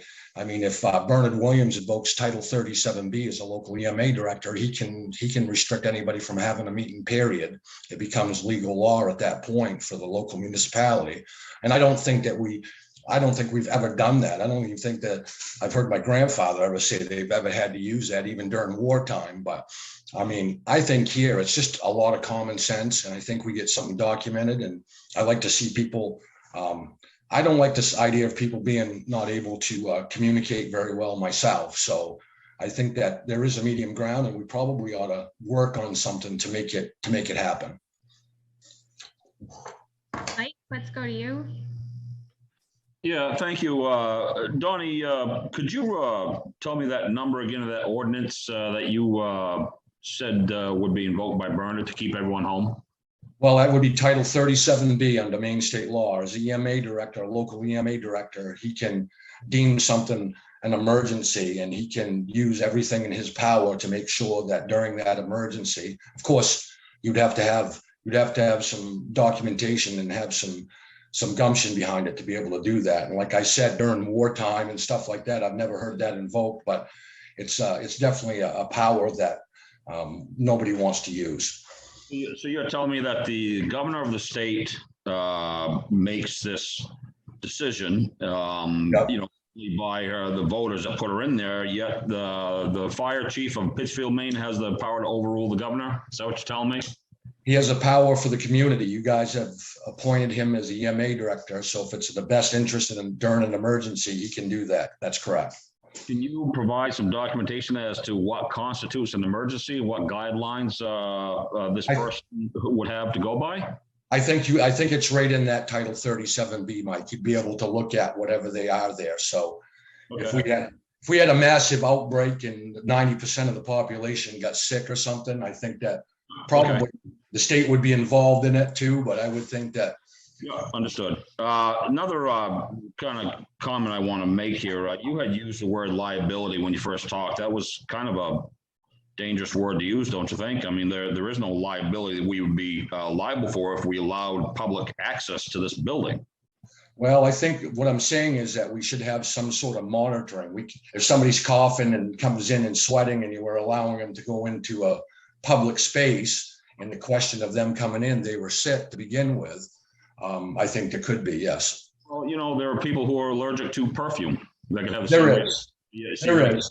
That are allergic to perfume. Nope, I don't want to debate the points. All I'm saying is that it's a very slippery slope you're going on to. You're making medical decisions, and we're not doctors by any means. I don't want to continue on this. I just wanted to bring that up because that word liability, I thought in that context was a little bit irresponsible.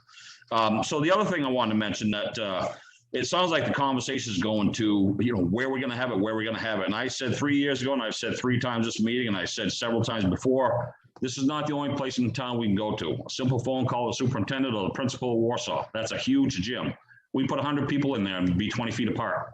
There's no reason why we can't do that. So we're really barking up the wrong tree here, and we're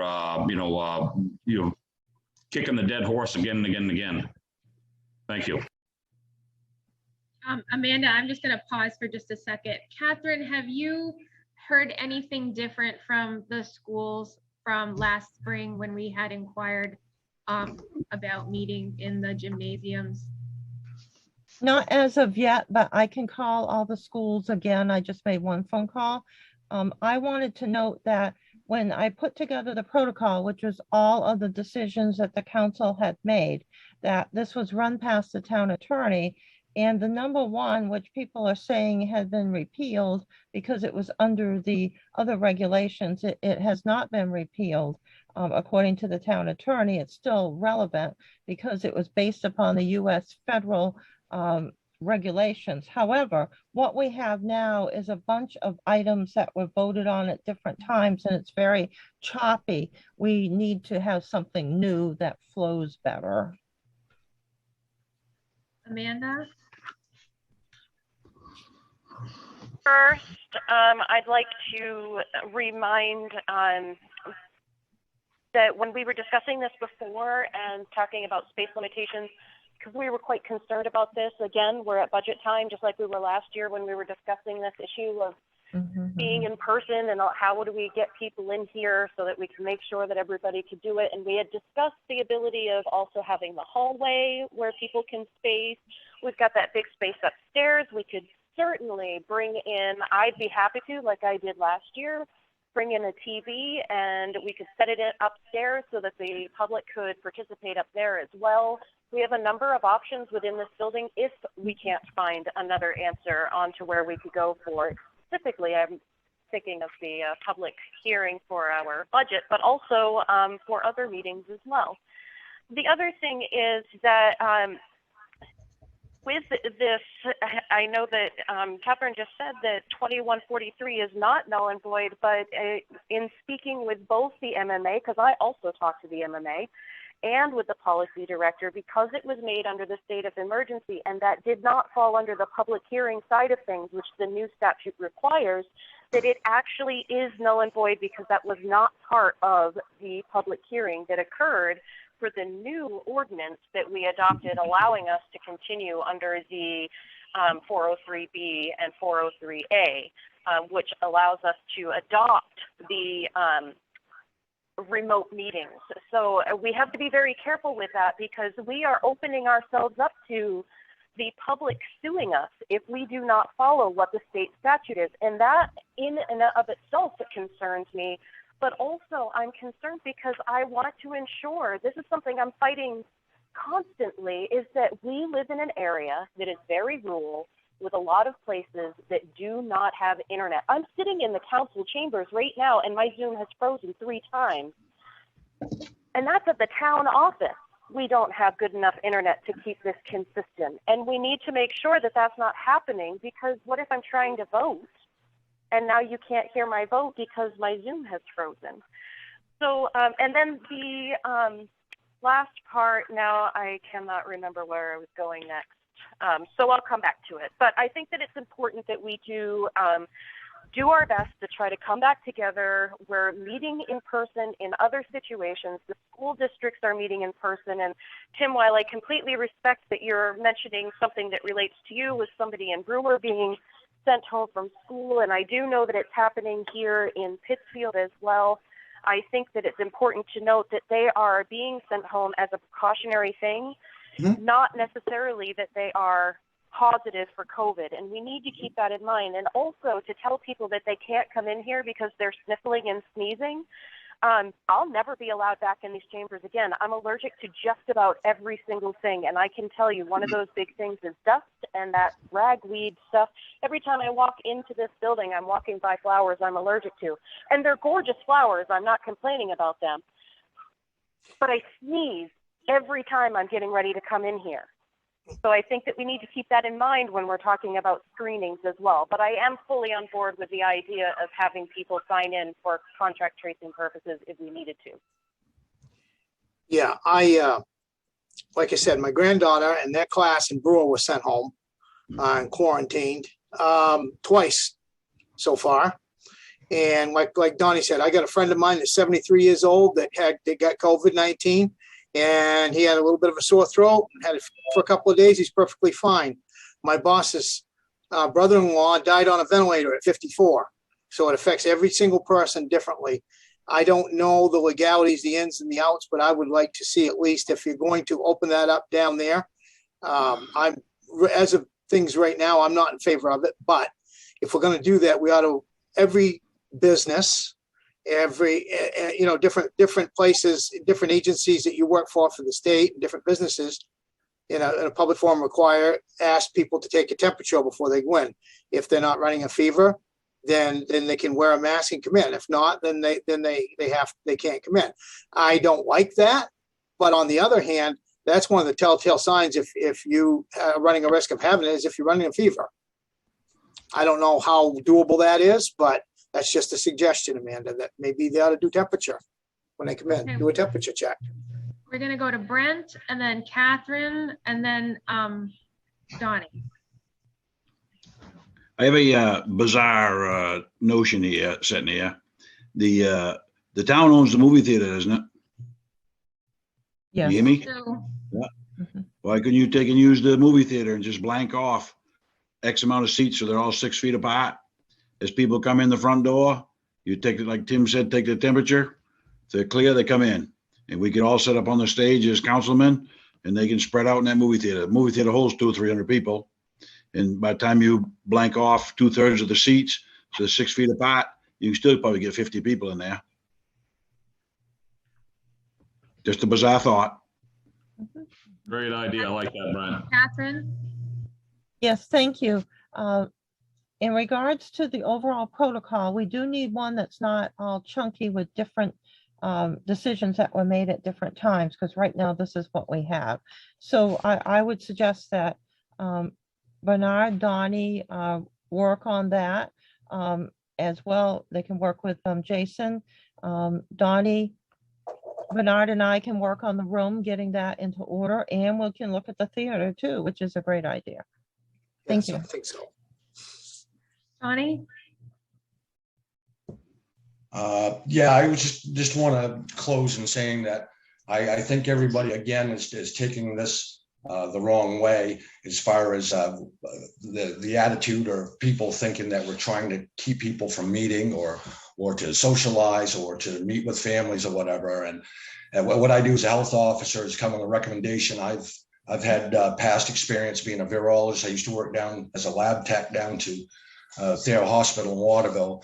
And, one of the things that gets taken again is we need to communicate. And one of the things is what we're talking about is monitoring somebody is just like Brent had said, that's a good idea. We've got a big space, but somebody's got 103-degree temperature that walks in there. That's one of the major signs and symptoms of this COVID. I think that you need to have something in effect, some game rules to go by. But at this point, I'll end with saying that I am officially resigning as your health officer tonight. I will not do that duty anymore. You can find a medical expert or somebody else to do that. It's very easy to go to the state website and take the local health officer course and do that sort of thing. But I've got a lot of irons in the fire, and I don't want to be part of the problem. I want to be part of the solution. So I think at this time, somebody else will best serve you as your health officer. And with that, thank you all very much for allowing me to take that position to begin with. And I will be signing off for the night. Thank you very much. thank you, Donnie. That's very unfortunate that, that you're doing that. Jason, Yeah, just right quick.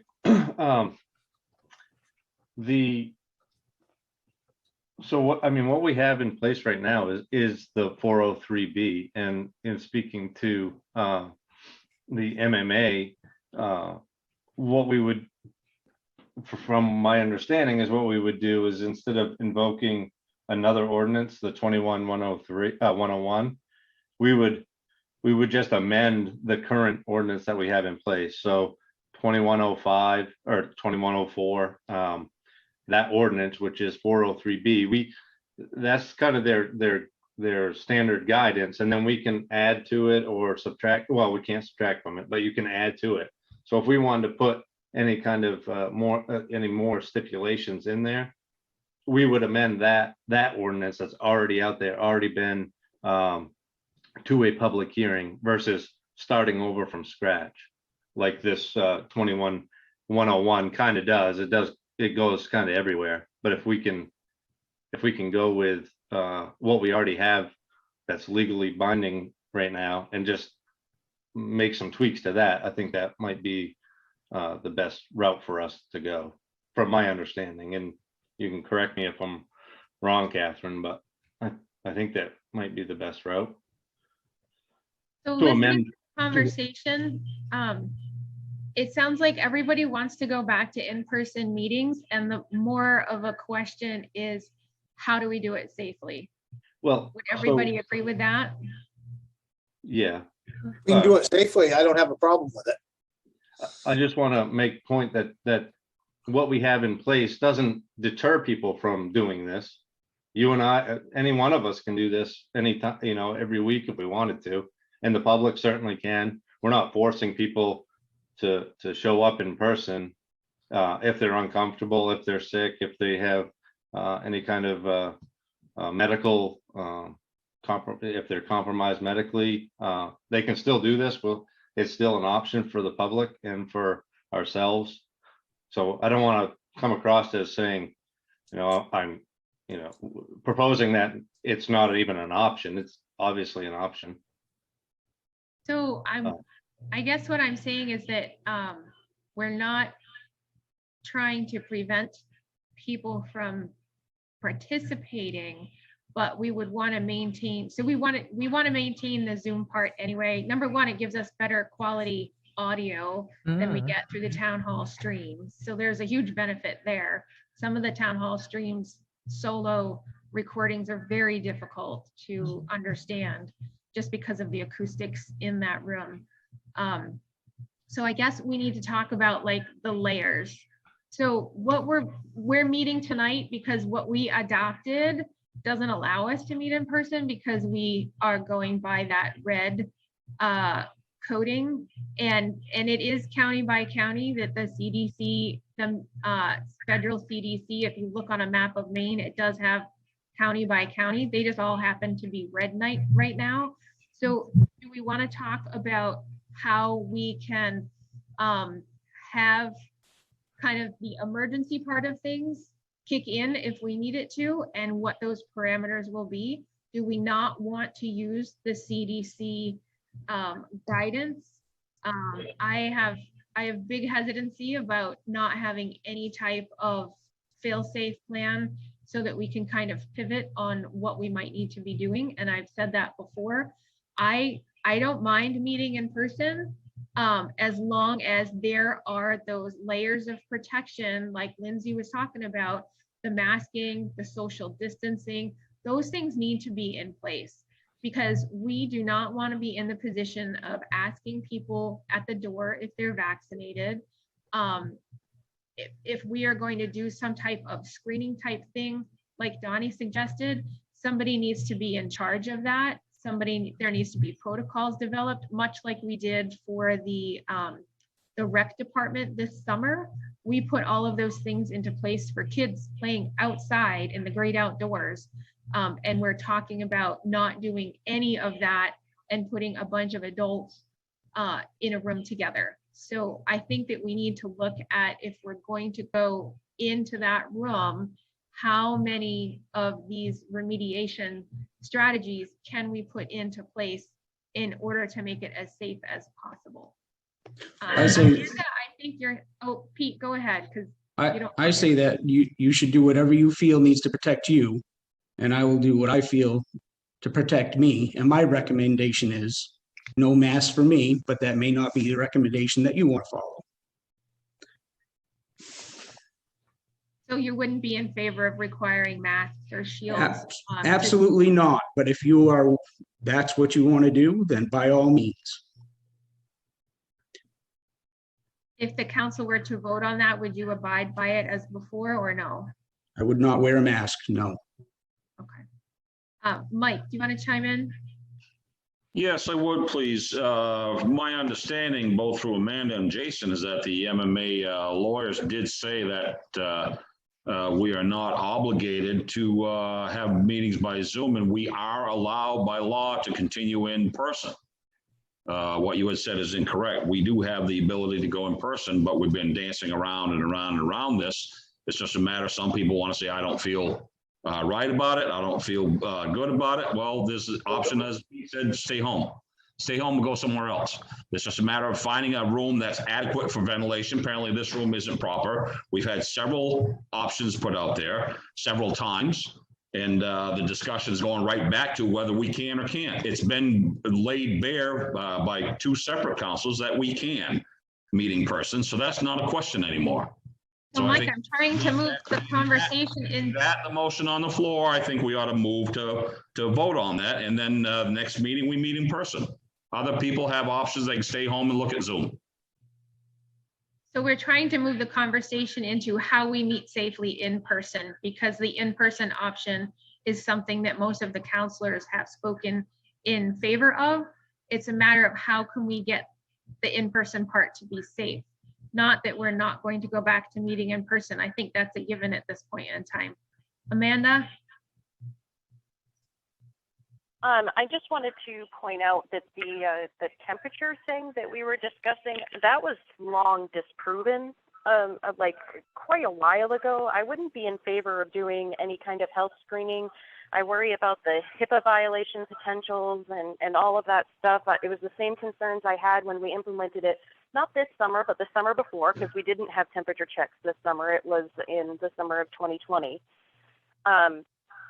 So I would be really concerned with doing that kind of thing. I am okay with having something in place where we have people sign in that state that they were here, if that is something that people would feel more comfortable with, because then if, God forbid, somebody were to say, hey, at this meeting, the next day tested positive for COVID, we could do contact tracing and let people know, hey, just so you know, somebody in the room had it and they can do what they need to do to protect themselves.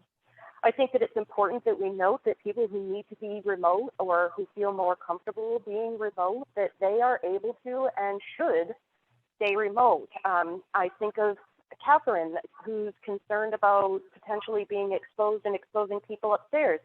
She can continue doing these meetings from in her office. I don't see why she should have to be coming down here.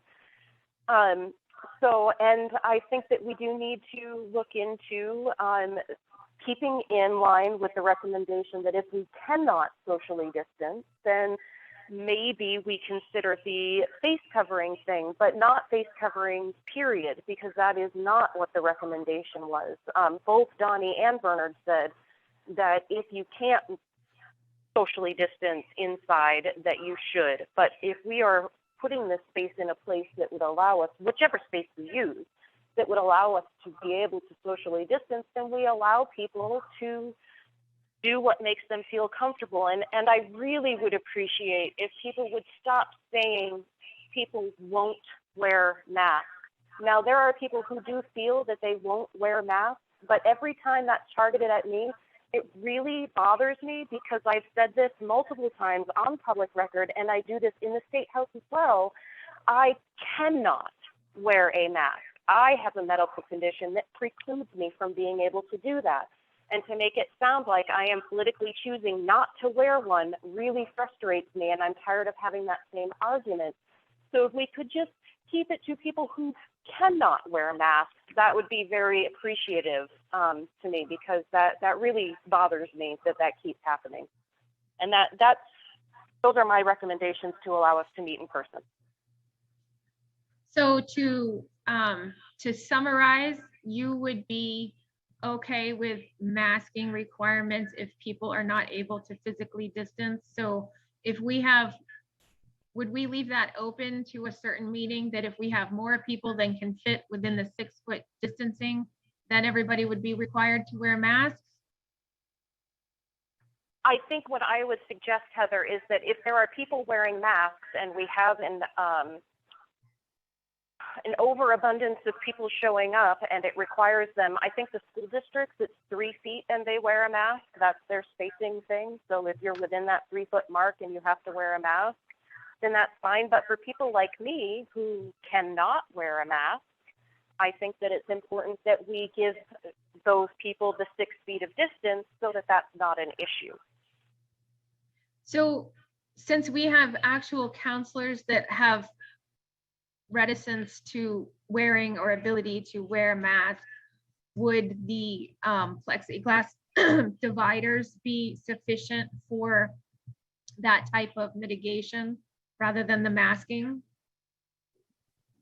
I'm perfectly happy to have that plexiglass thing up if that's what helps.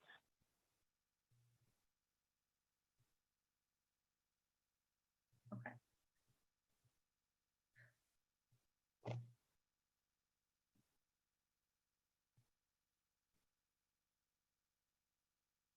Bernard, did you have any comments?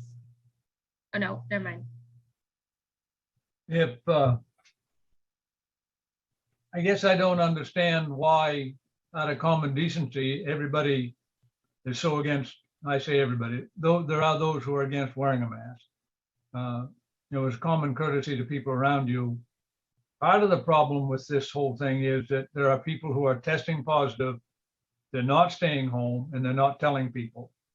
They have 2 friends who are right now worried about getting it. They went to what they thought was a safe party for their great-granddaughter, and somebody came in who had tested positive, didn't bother telling anybody, and now they're afraid they may get it. So wearing a mask, in my opinion, is a common courtesy. I guess that doesn't happen.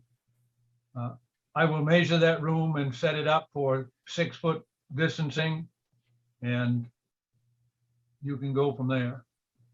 If the theater is used, we can do the same thing. Okay, thanks, Bernard. All right, so I think best case scenario would find a way to work within the council chambers. We just invested in those ionizing machines to do this and for a few meetings and see how it goes. But we still need to craft some type of policy, or do you want to just kind of cowboy it and say we have no policy? I think it's very reckless to do that and irresponsible.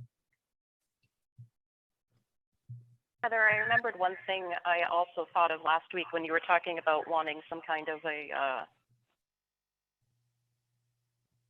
protocol line or something along those lines. And I thought, what if we made the if-then statement be, if we are going to update this, though I think that 403B pretty much covers everything we need it to cover, that if the CDC shuts down MSAD 53, then we meet remotely.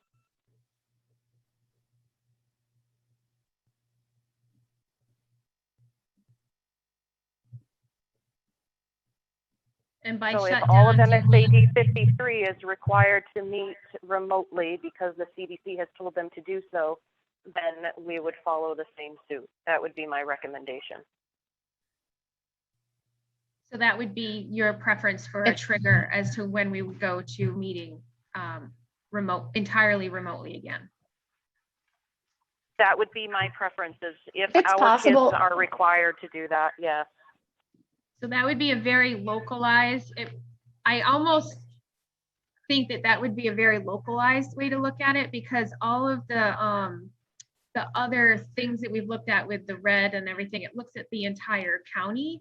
And by looking at the school district, it really brings it down to our local area. And the MSAD 53 would also tie it to surrounding towns that send students to Pittsfield. So it would give us a better idea of what's happening here locally versus relying on numbers either across the state or within the entire county, which our county is really big. If I could and just, very geographic. sorry to interrupt. If I could just interject really quickly, because I think it's helpful for this discussion. The CDC cannot require a school to shut down. I actually had to talk to them this week about that. They don't actually make a requirement to shut down. It's always at the local level. And there may be a situation where the school shuts down due to staffing and not necessarily due to widespread numbers, because it all depends on who's impacted. So I think that it's a really great idea as a way to find the middle ground, but I think it might be very situational. So I might even recommend maybe if the governor reinstitutes any kind of indoor capacity limitation, that might be more of a threshold worth hinging your plan on versus the MSAD 53, because there could be so many variables that would lead that to not be the best measure, just as a heads up. That's a good point. Thank you. I think that it's unlikely that the governor is going to do anything as far as indoor capacities again. I don't see that as an option. I don't think that at the state level that something drastic would really have to happen for that to happen.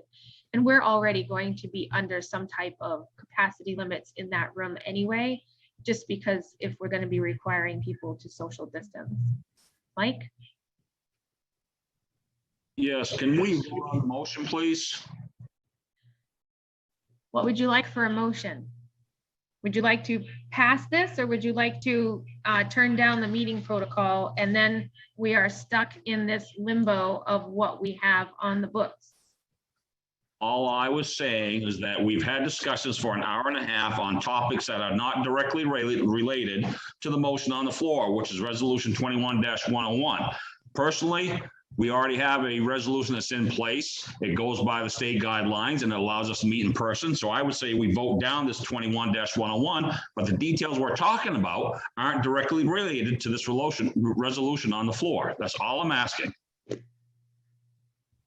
So I think I need some clarification. If we vote down the motion on the floor, that eliminates all of the, it would leave what we have in place, correct? I believe so. Jason, can you weigh in on this? I believe you're you had some info on that.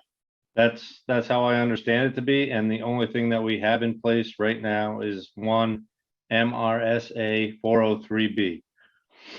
Not the 2143, not color coding. That was all gone by the wayside once they lifted the emergency legislation back in June. And we didn't have a public hearing for 2143, so it wouldn't be legal anyway at this time. We did have a public hearing for 2104, which is the 403B. And so that's our guideline. And it speaks to being able to attend remotely. It speaks to all of the things that you had mentioned in the past that you were looking to get. I mean, we can add next meeting, you can put in there to amend that and add whatever you would like to that 403B. But as far as this meeting goes, I would say that you would vote down 21-101, and we would default to the thing that we already have in place, which is the 403B. And then next meeting will be in person. For the people that want to be in person. Obviously, if you are uncomfortable or what have you, then you wouldn't meet in person. So that would put us, just to clarify, that would put us meeting in person with no remediation steps in place at all. Heather, just so that we make sure that this is out there, we technically can't change any of our protocols under that 403B that was voted in without another public hearing anyway. Right. So we're already in that state because the statute requires public hearings for the remote participation rules that the towns adopt. That is in statute. And so we do have to be careful. Right now, we can make recommendations for that, certainly. And we can set it to public hearing, certainly, but we can't technically make those changes now because of the statute and the way it's written. That's We how would be opening ourselves up to a lawsuit, and I know that we are very big on making sure that we wouldn't have that happen to us.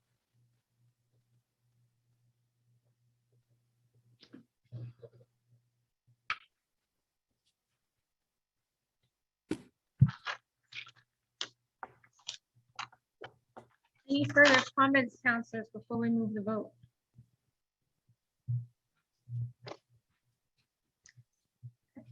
We're going to be voting by the roll call.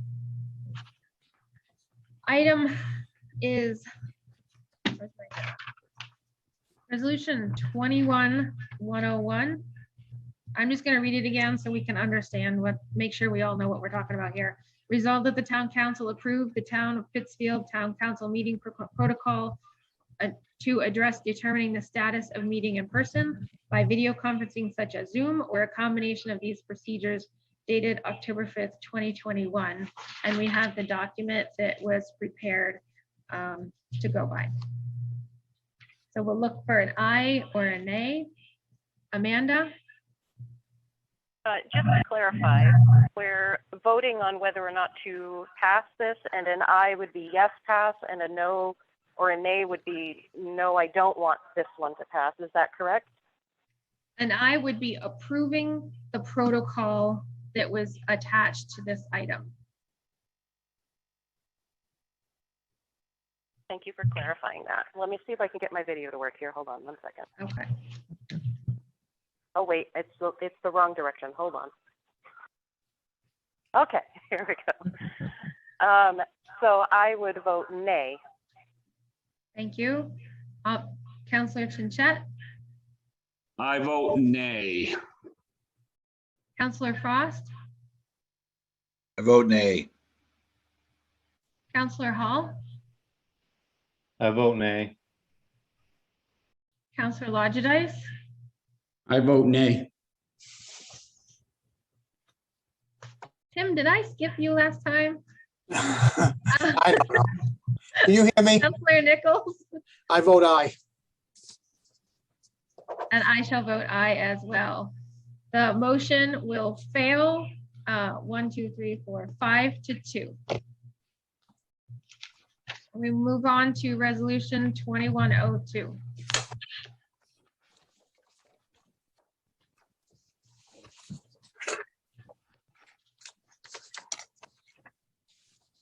Resolution 21-102, resolved that the town council approve and authorize the town manager to execute the application/agreement for the grant and aid program for the Department of Agriculture, Conservation and Forestry, Bureau of Parks and Lands snowmobile program for estimated project of $43,002.75 to improve the snowmobile trails for the Drift Busters Snowmobile Club. I move we set resolution 21-0 discussion for a vote. Second. Thank you. This is a standard thing we do every year, pass through funds to the Snowmobile Club. Catherine, do you have any extra comments beyond what we have presented to us? I would only indicate that the Snowmobile Club does an excellent job with their paperwork and in working on this project. Catherine, could I just ask, do we already have this amount in our budget or somewhere close to it? Because I know that I noticed that it has gone up a little bit from last year. Did we account for that potential increase in our budget? So this is a project in which the monies will come from the state of Maine, and it is a carry forward. So it goes forward to the Snowmobile Club. They will accrue the costs and take track all of their expenses and then submit a package to the town. We submit it to the state, and then the check will come to the town and reimburse them. So it's a pass through. Oh, okay. Thank you for clarifying that. I forgot that was what this was. Thanks. Yep, thank you. Any other questions, counselors?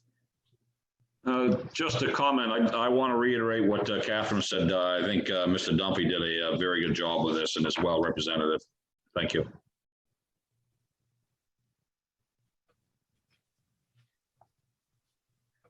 Anyone in the audience have any comments regarding resolution 2102? Okay, not hearing any, we will vote. I'll call the roll. Counselor Collmore. Aye. Thank you. Counselor Chinchet. I vote aye. Thank you. Counselor Frost. Aye. Counselor Hall. Aye. Counselor Lodgedice.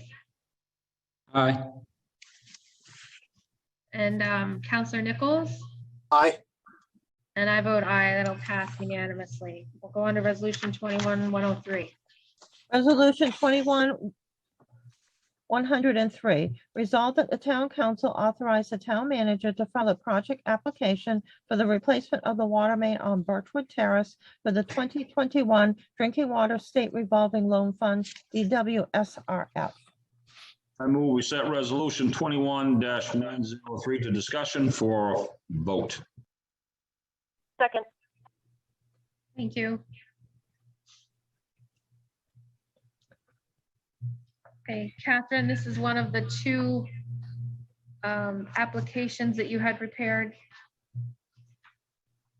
In working with Oliver Associates and the Water Department and Public Works Department in terms of the many projects that we could have for water and sewer. Birchwood Terrace has had several breaks consistently. There weren't breaks before, but they're certainly, as soon as they fix one, a few weeks later, there's another problem. The materials are not conducive to remaining in place. And so it's breaking further down the line. And we had talked about concentrating in Forest Park. So this would be a good place to start. And then the second project is another important project. Thank you. Counselors, any questions? And in the audience, have any questions regarding this item number 21-103?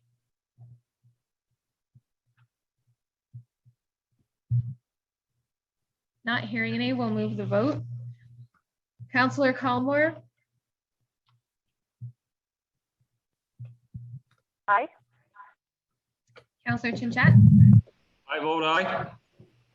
Counselor Frost. Aye. Counselor Hall. Aye. Counselor Lodgedice. Counselor Nichols. Passed unanimously. 21-104, please.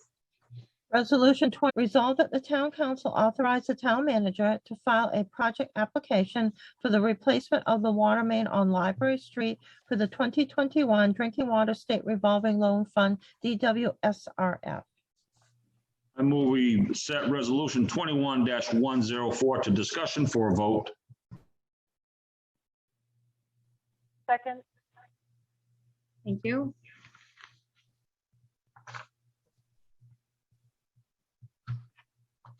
The second of the two projects that Catherine spoke to. Do you have any other details on Library Street, or do you want to let your comments stand? I think the comments I wrote on the agenda sheet should stand. It's basically a very important road. There are a lot of issues on that road and it should be worked on. Personally, Counselors, would do you like have to any say other how excited questions? I am to see this road listed on this thing. I'm hoping it'll help fix some of our flooding issues. Any other questions, counselors? Any in the audience have any questions? Okay, we will move the vote. Counselor Collmore. Aye. Counselor Chinchet. I vote aye. Counselor Frost. Aye. Counselor Hall. Aye. Counselor Lodgedice. Aye. Counselor Nichols, Aye. and I vote aye. That'll pass unanimously. 21-105, please. Resolution 21-105, resolved that the town council authorize the expenditure of the American Recovery Plan Act, ARPA, funding for projects in accordance with the Town of Pittsfield, Chapter 2, Administrative Code, Section 106, Regulation of Bids and Contracts. I move we set resolution 21-105 to discussion for vote. Second. Thank you, Tim.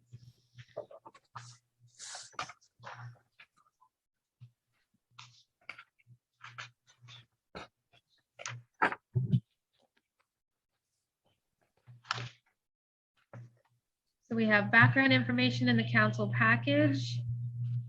Catherine's outlined a few items that we've already committed funds for. Do you want to speak to the rest of this, Catherine? I can speak very quickly in regards to this item. So basically, the town has American Resource Recovery funding that is available to it in a total of $421,829.50. That is our allocation. We need to determine how to spend the funds. We have a prior authorization for water infrastructure, which is for a backup generator that has already been committed by the town in the amount of $62,785.70.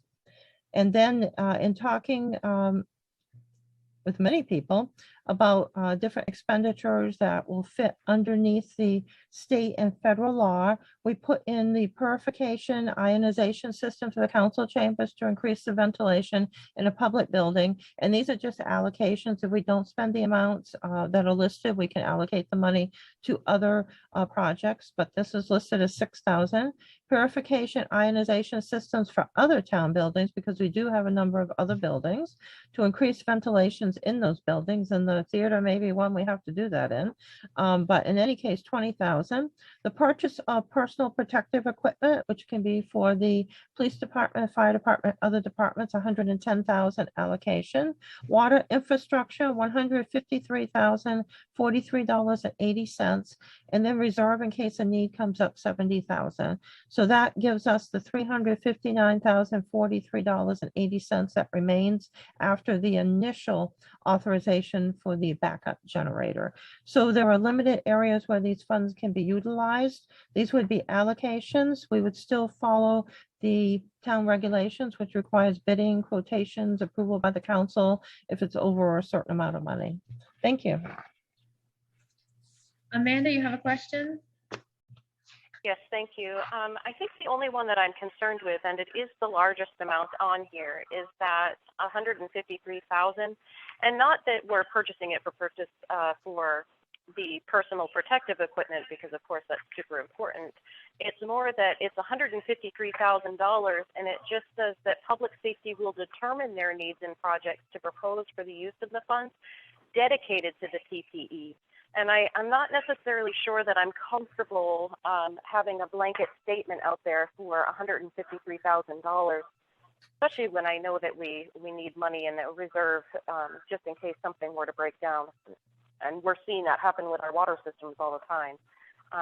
So I'm just curious exactly what we're looking at that $153,000 being used for.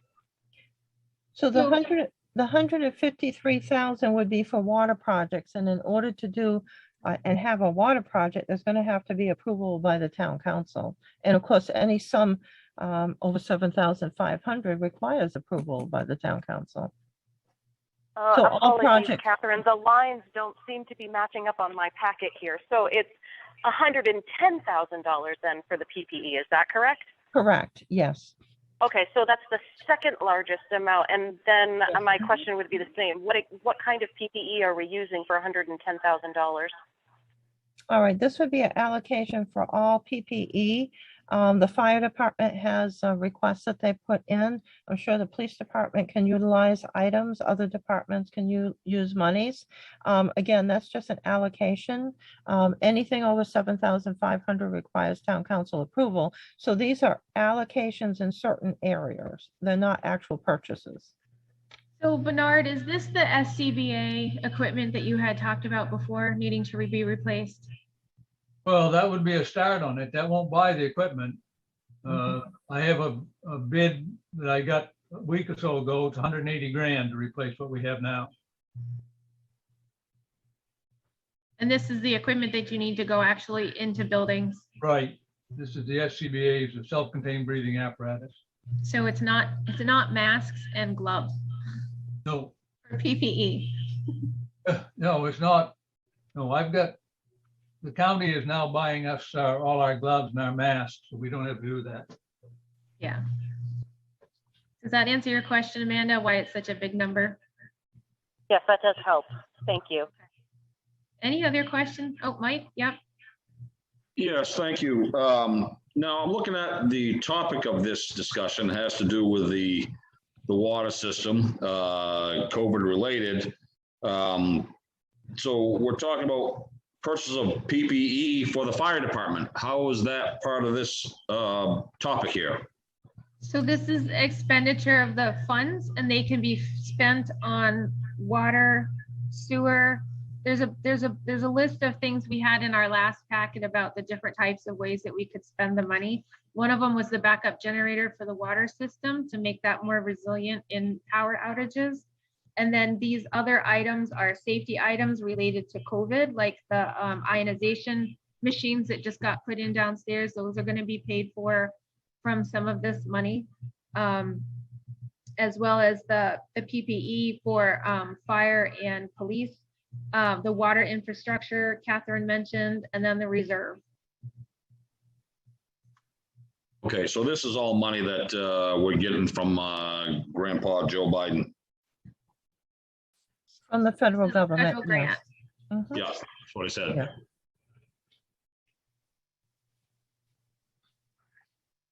Any other questions, counselors? Jason?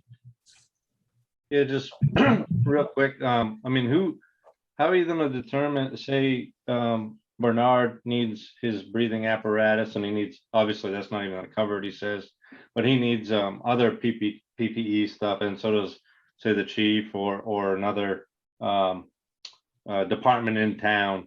Who's gonna weigh those options and say, okay, well, we need this over that or that over this? Is that gonna be a council decision? I would just hate to kind of blow through 110 grand and then look around and say, oh, shoot, we still need this and that, that are a higher priority than say other things that we wouldn't purchase. Catherine? We would put a list together at the department meeting. If anything is over 7,500, it has to come into the town council. No, I mean, I understand that, but I mean, you could have a lot of items that are at $6,000 and before you know it, you went through 100 grand. I was just kind of wondering. Right, but we would make up a list. And is that list, even though it's less than, I mean, each individual item is less than, say, 7 grand, but the overall dollar amount is 110. Is that going to get approved by the council? It depends on if every single item is the same, it would have to. You can't break it up and say it's separate. If it's, let's say you purchased, I don't know, 500 items and they all totaled 110,000. You can't break them up and say you purchased one, and add them all together. It's one big purchase. So it goes to the council. So the list will come to the council. The list can come to the council if you'd like. Yes, it's a large sum of money. Yeah, it can. Okay. I was just gonna say, I think if a list came to the council, that would eliminate any, it wouldn't eliminate all the questions, but it would help clarify a lot of things. So I think it's a good idea. Amanda? Fine. Yeah, I was going to say the same thing. I think to eliminate some of the concern around that 110,000, especially with the concern of, like we know the fire department needs stuff, but they could eat up that whole chunk just in what they need. But we have other departments that need stuff. So if we could have that list come to the town council, I'd be happy to approve this, and knowing that that's a stipulation of this. That sounds Catherine? fine. Catherine, would that go through the finance committee first and then on to the council from there, or would it go straight to the council? It depends on what you like. I'm quite flexible with it. If the finance committee wants to look at it, that's fine. What do you think, Amanda? I mean, I'm perfectly fine with the stuff going to the council. I don't think it needs to necessarily come to the finance committee first. Okay. I think that'll just prolong the spending of the stuff, especially where we know supply is short in a lot of things. If we can get something that can come directly to the council instead of coming to us first, that would be, I think, better in the long run. Okay, so let's do that. Any other counselors have comments regarding this item before we go to the audience? Okay, anybody in the audience have any comments regarding this item as far as the ARPA funds? I have a comment. Go ahead, Pete. Well, I'm a department head and this is the first I'm hearing about this. So are we gonna have a meeting with the department heads to talk about this? Or are we gonna, so we can learn about it and, It was Find out discussed, exactly. it was discussed at the department head meeting. right, but I was at a domestic and I came in late and I asked for an update and I wasn't allowed to get one. Yeah, So and the I- meeting, I the did- meeting I was did. concluding. I came in 10 minutes before and I couldn't help it because I was the only one working and I was at a domestic. And I asked if there was anything that went on that I could get a recap on. And you can go back and watch the video. But So all I'm saying We is can I'd go like to- back. The meeting like was to have- concluding. Well, this is what happened at that meeting. I was shut off and it was rude. And that's what you're doing to me now. I'm just asking a simple question. So Pete, can I ask you a question? Yes, ma'am. What is the best way for scheduling the department head meetings when it comes time to figure out what this funding should go to? Can you and Bernard, because this is going to be safety, where did my sheet go? This is going to be regarding the funding. If we approve it as it's written, we're going to have $110,000 dedicated to the purchase of personal protective equipment. So when it comes time to do that, can you just work with Bernard and Catherine and probably Donnie through Public Works to find a time that you can not be on call in order to schedule that next department head meeting? Absolutely. I could do it after 4 o'clock when the Well, other officer comes in. Let's plan on doing that and trying to schedule a department head meeting for that item so that it's at a time period that you're not going to be on call. Right. But I just want to be clear that this is like a lot of other issues. There's absolutely no communication. Okay. Counselor Chinchat? Yes, thank you. Just to be clear, that rescheduling or scheduling of another meeting, that will allow Chief Bickmore to weigh in on this in these funds and possibly put in a request for funds for his department? Everyone can weigh in on the funds.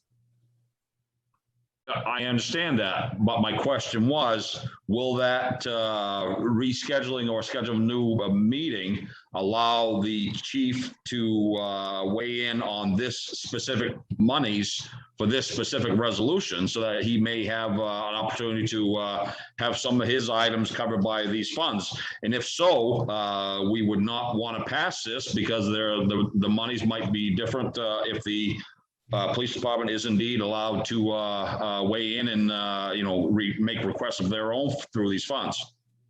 All right, so this is only an allocation. This isn't an expenditure.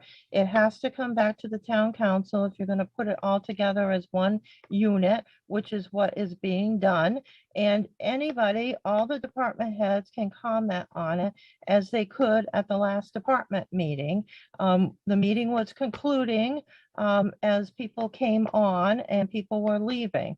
So that's not rude. that was the end of the meeting. So yes, everybody can have input into this. Chief Bittmore can, Bernard can, Donnie can, everyone can. Okay, so just to ask the question, I guess. So is the positive motion of this resolution, is this final and that limits what Chief Bickmore can request for funds? Or will this be redone so that when it does come back to the council, which I would recommend, that the numbers in there are real, we won't have to go later on and vote it down and have it go back for negotiations? Oh, you can change as long as we haven't spent something by the time we get to the PPE, which I doubt that we will, except for the purification units. Yes, you could change it at the meeting. We're just setting this up so we have some parameters so we can start going to the state website in order to draw down money. So we have to have a plan of action. Okay, so my recommendation for the rest of the council, if anyone wants my opinion, is to vote nay on this, vote this down, allow all departments to get together when it's suitable for all departments. So all departments have equal say and equal desired requirements for allocation of these funds. Thank you.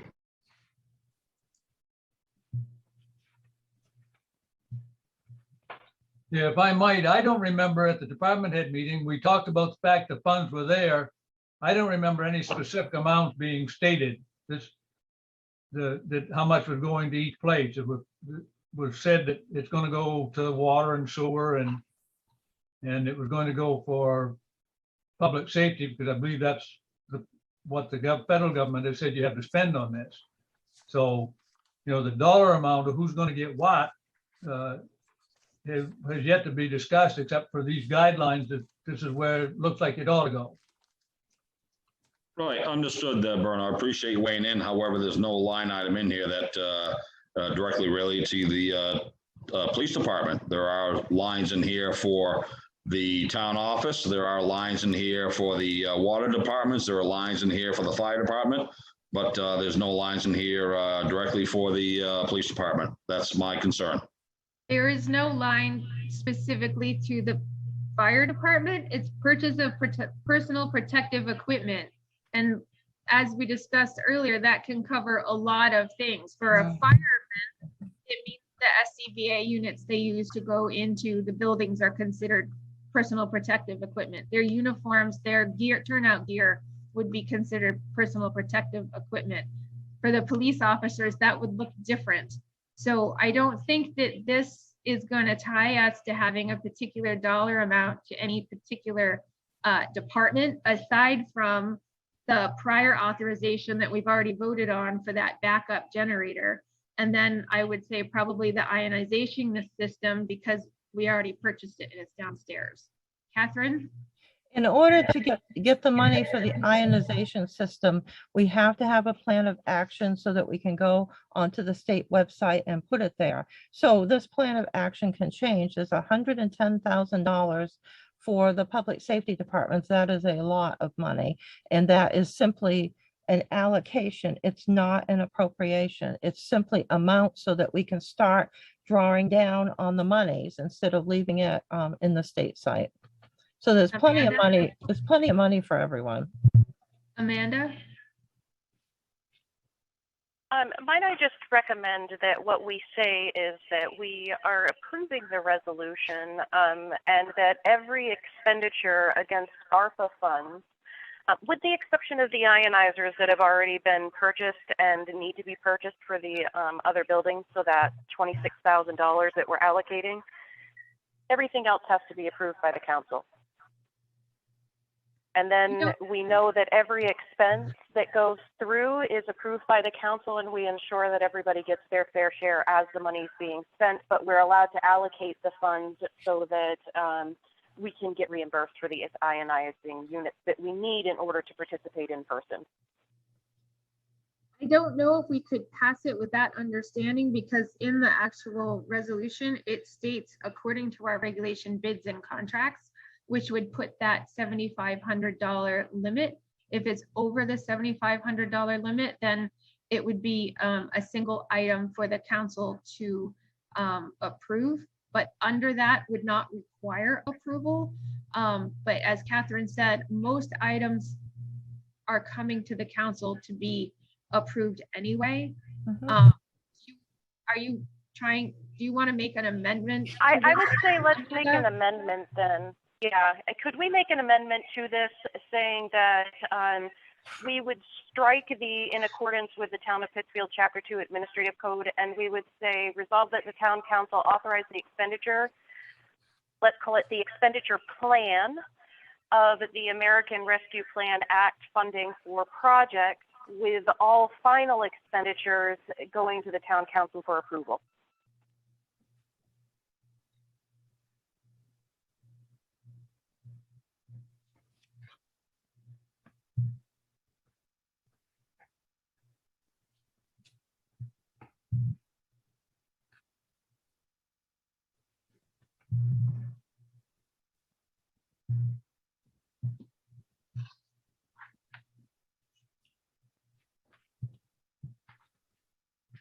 So I have resolved the town council authorize the expenditure of the American Recovery Plan Act funding for projects in accordance. Well, we still have to do it within our administrative code. Catherine, we need that legal language in there. Yes, Section 106, regulation of bids and contracts. Is that the only part that we need to change to make this legal? I would leave that in, and if there's such an issue with the public safety area, just say nothing can be spent in that area unless the council approves it, and let us continue here. So how about we add with final expenditures in personal protective equipment approved by the council? Sounds good. That's a lot of money. It would have come to the council anyway. This just puts people's minds at ease, Catherine. Well, as we know, I never spend over the amount that I'm supposed to, so I would have never spent over 7,500.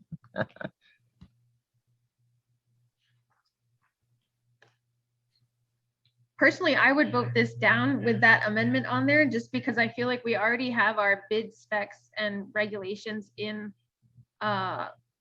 process, and it's being nitpicky, and I don't think it's necessary. Amanda, do you want me to read this again, and then we'll ask for a second? Sure. Okay.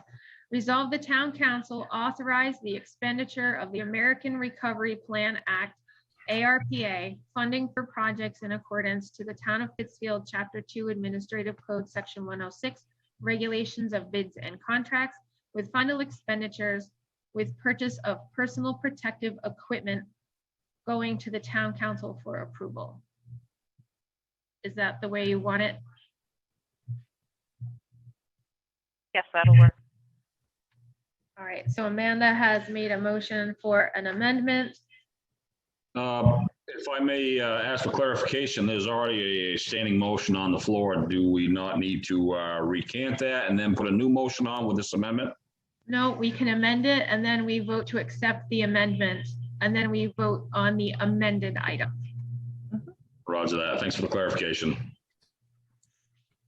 So we're looking for a second to Amanda's amended. Second. item. Sorry, were you a second, Mike? I'd prefer a first, but I'll take a second. Okay, you're gonna be second there. All right, counselors, any discussion on the proposed amendment? Anyone in the audience have discussion on the proposed amendment? We'll do a roll call for the amended version of 21-105 to accept the amendment. Amanda? Sorry, hold on, my video is not working right. There we go. Yay. Counselor Chinchet, I vote nay.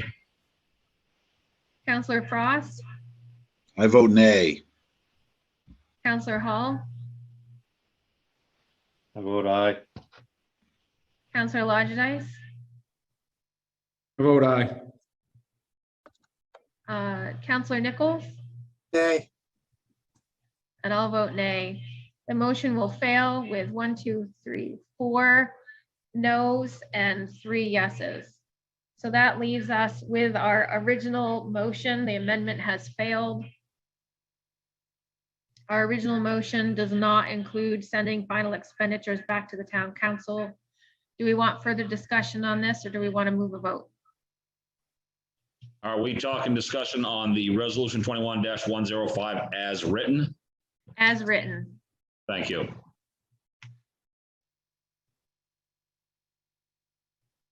Catherine? So again, anything over 7,500 has to come to the town council. PPE is very expensive, so there should be no concerns. All right, we're gonna vote on 2105 as written. Amanda? Yay. Counselor Chinchet? I vote nay. Counselor Frost? I vote yes. Counselor Hall? I vote yay. Counselor Lodgedice? I vote nay. Counselor Nichols? I vote aye. And I'll vote aye. That motion passes as written. 5 in Mayor- the affirmative and 2 in the negative. Mayor Donahue, unfortunately, I have to leave because I've got to be to work at 10 o'clock and I got a 45-minute drive, so I'm gonna have to jump and grab my stuff and fly. So Thank you, Tim. unfortunately, I hate to leave early again, but unfortunately, I got stuck with some of these overnights on Tuesdays, not a bunch, but as we discussed earlier, as far as my report, I have no report, and I wish everybody well and see you in the next meeting. Thank you, Tim. Safe travels to work. Thank you. Careful, Tim. See you next Thank you. time. All right, resolution 21-106. Resolution 21-106. Resolved that the town council approve a request for proposals, RFP, for tax assessor services and authorize the town manager to issue an RFP for said work. Move we adopt resolution 21-106 for discussion.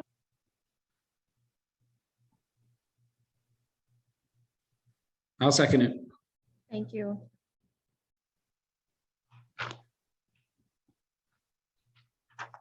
Okay, we have some background information. Catherine, do you want to speak to this?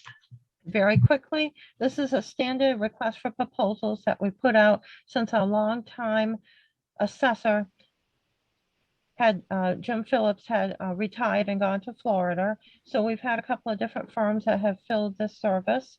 The services are coming up again. It has a 3-year term. There is a listing of work that needs to be done. It's a very busy contract. And so hopefully we'll have a few contestants for it. However, this is a very specialized field. There are not a lot of assessing companies. This has been a very busy town for the assessors the last year. Brent, go ahead. I have a question. Is it cheaper to hire the individual or keep using a outside service firm? Which way is it cheaper, Catherine? So far, it's been less expensive to have an outside firm. We'll have to see what the pricing says this time, because as we found, every service is going up. We have some other services coming up, and I'm shocked at the prices they're quoting. This one always goes out to bid. I think we can see what happens with the bids. Because reading the job description, boy, that's seems like it's pretty intense. A lot of documentation and keeping files. It is, and stuff. definitely. It is. Mhm. Okay, that's all I had. Yeah, thank you. Any other questions, thank you. counselors?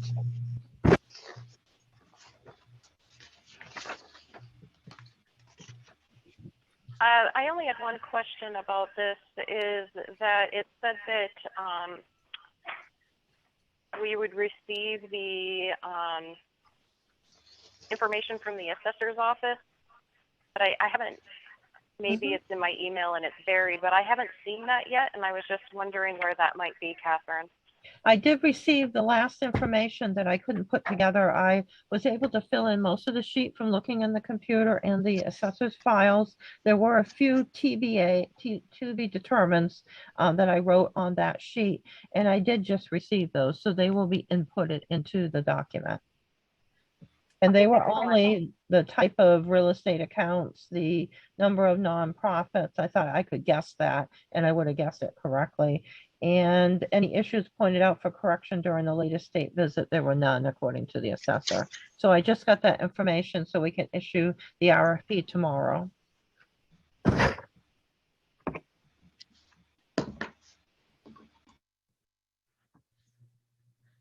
Anyone in the audience have any questions regarding the RFP?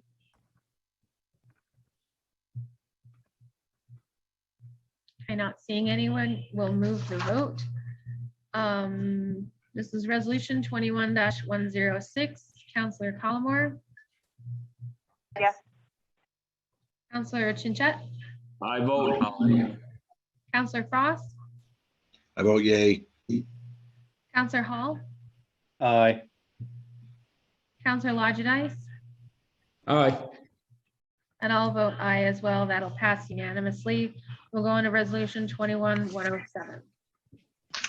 Resolution 21-107, resolved that the town council amend the original budget calendar to accommodate revisions on department presentation and finance committee meetings for the 2022 budget process. I move we set resolution 21-107 to discussion for a vote. I'll second. Thanks, Pete. All right, you have the adjusted budget calendars in front of you. Any questions, counselors?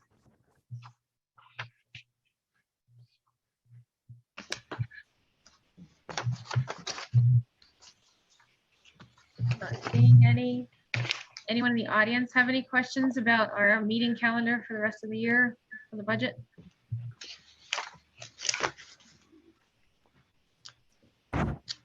Not seeing any, we'll move to vote on this. Resolution 21-107. Councillor Collmore,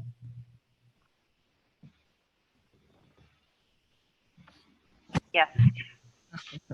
Councillor Chinchet, I vote aye. Councillor Frost, Aye. Councillor Hall, Aye. Councillor Lodgedice, Aye. and I'll vote aye. That'll pass unanimously. And brings us down to discussion items. Town council to determine disposition of this item, resolution proposed by Councillor Chinchet regarding the office security system, providing chief of police with unfettered access to all areas of offices, including possession of keys, passwords, and usernames. There's some background in the councillor packets, including the full language of that. Mike, since this is your item, do you want to start off the discussion for this? Absolutely want to start off with this. Thank you very much, Heather. There's one clarification I need to make on this. So my understanding is that it's limited access behind the counters in the town office. Not sure if the chief has access there or not. I believe that he probably doesn't. So I wanted to clarify one thing, and I'll read this the way it's written. As the responsible person in charge of these security systems, the chief of police will need and be granted unfettered access to all areas of the town office building as needed and deemed necessary by the chief of police. This will include, but not be limited to, access and possession of any necessary keys, passwords, and usernames. Now, those sentences right there has caused quite a stir. There's a whole letter written by Kathy Timmons, the assistant town manager, that is absolutely negated. It's completely unnecessary, and there's several paragraphs in your response, Catherine, that are completely unnecessary. It is not my intention, nor was it ever my intention, to allow the chief of police or anyone free reign to wander around the office, look in people's offices, look in their files. Here's just as a note here from Kathy Timmons. It is a moral and legal obligation to monitor, regulate, protect employee files which contain classified, highly personal, private information. Human Resources Office Department is obligated to maintain security of the rooms, file cabinets, computers where that information is stored. Not only is this a moral and legal obligation, it also gives employees peace of mind that the town of Pittsfield is trustworthy as their employer. The only thing meant, and maybe I should rewrite this and come back for another discussion, was that if there are cameras or microphones or anything else in the office that is a security system item, that the chief, as the responsible person, will have access to that, whether it's in a person's office, whether it's in a common area behind the counter that's locked, and my means of necessary keys. That means doors to get into where maybe if it's an external hard drive that this information is being handled, or or if there's a modem for the system, or the cameras, or the power units for the cameras. Passwords and usernames, anything for that system that's a password or username, to allow that system to be operational, to allow remote access or viewing. That's what I meant. There's absolutely no reason why the chief of police would have access or would need access to anyone's personal records, files, file cabinets, or offices. It is for the security system only. So just a couple points I'd like to have clarified if I could, Catherine. So on your response dated 10/1/2021, the second paragraph, proposed resolution would cause chain of custody issues and seemed extremely out of place, especially as the chief of police had never shown any interest in the security system before. So my question asked him,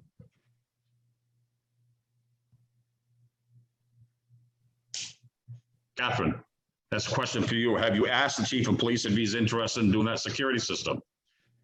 Previously we did, yes, when we put it in.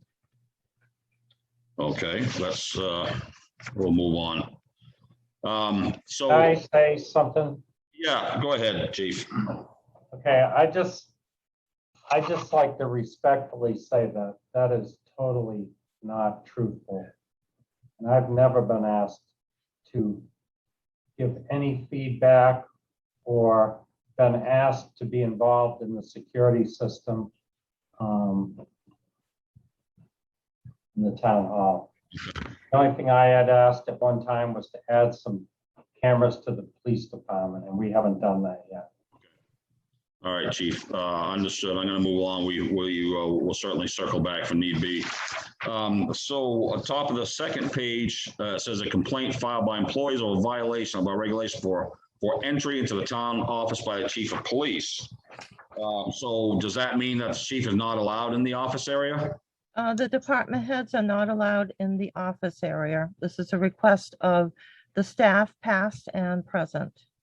So all department heads, that means the fire chief, the police chief, the librarian, the code enforcement officer, everyone, other than the ladies and you that work behind that counter, they're not allowed back there?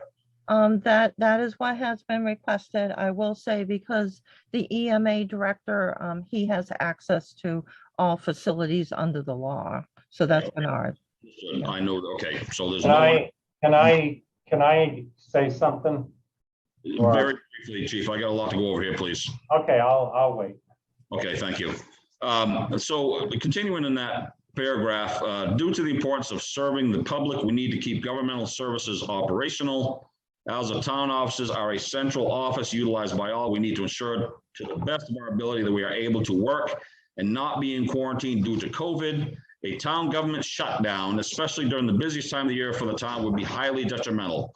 So I hate to sound facetious or sarcastic, but what does that have to do with the chief of police maintaining a security camera? You must realize that public safety individuals and other individuals, water, sewer, are all out in the public more so than perhaps office people. So the risk factor is much higher. Right, but what does that have to do with the security system? Because the security system is in the town offices. So people would come in and look at the security system. So you'd have activity of people Okay. coming in. The ladies have asked that we have very few people come in, even when a contractor comes in to work on the copier. There's questions on this, but there's no way to work on the copier outside, the office. I understand. Thank you for your response. However, what I will say, if it's a concern about having the responsible person checking on the security system, you can certainly either do it first thing in the morning when no one's there, or after hours, or during lunchtime. That's an easy fix. To say, shutting down the town government is a bit drastic for a security camera system. Next paragraph, number 2, police chief has not been delegated the responsibility or task of the town office of security by the town manager.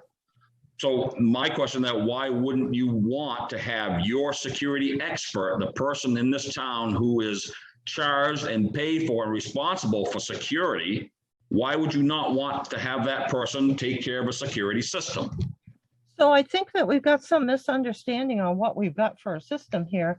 This is a small home security system with cameras that point to the counter and the doors. It points to the counter for 2 reasons, and one really isn't relevant now since we put up the glass, but it's for the safety of the individuals who are at the counter, but it's also to take care of the money. So in case money disappeared, we're able to see. It's very hard to see, but that was the purpose it was set up for, and for the doors, so we know who's going in and out. This is not a major security system. It's a small system that we've looked at a couple of times for, a couple of items here. There is no, this isn't some big security project here. Well, actually, Catherine, I will disagree with you. It is a security system, whether large or small. It was an expenditure that this town made that the council agreed to at the time. There was time put into research. There was time to put into buy it. There was time to install it. And I assume it's still being used. So yes, it is a security system, whether it's 1 camera and microphone or it doesn't. It's still security for the personnel, for the facilities, for the building, and for the visitors in and out of the town office. So I completely disagree with your reasoning on that. So let me. Can I just clarify something? I'm sorry? Can I just clarify something? There are no mic. What? May I finish, please? You said something about microphones, and there's no microphones in the system because that's illegal. So it's just cameras. Okay. There are no microphones. Is that true, Catherine? My knowledge, no, there's no microphones. Are there ever microphones in there? There was an audio ability, but we did not turn it on because people were concerned about that, but there's no microphones. Okay. So how do we know that audio ability is not being used now? We don't. It was never turned on. For argument's sake, until we can have a third party in there to verify that, we can only assume that if it has the capabilities of audio, then it can be used for audio. So I got a few more points I want to go through here. If I could, please, I'll try to be as quick as necessary. On top of the next page, number 2, there's no reason for the police chief to be granted unfettered access to all areas of the town office building as deemed necessary by himself. And I've already clarified what I meant by unfettered access, keys, username, passwords. That's only so that the person responsible can get to the cameras and the systems in the building where and when necessary, nothing more. So based on that, paragraph number 3, it's not necessary. The paragraph 5 is not necessary. Paragraph 4, not necessary. And the second part of paragraph 5, not necessary. It means nothing. And in conclusion, for legal, ethical, and common sense reason, this resolution should not be placed on any future agenda in any form. I wish you would note that that's your opinion. You cannot place an edict. That is up to the council to do so. So my intention for this was to only allow the logical person in this town, the chief of police, who is the security person who's charged with the security of this town and its possessions and its people, to run the security system in the town office, regardless of the size. If it's there for monitoring, for security in some form or another, it's a security system. There's no reason why the town manager needs to have that on her plate.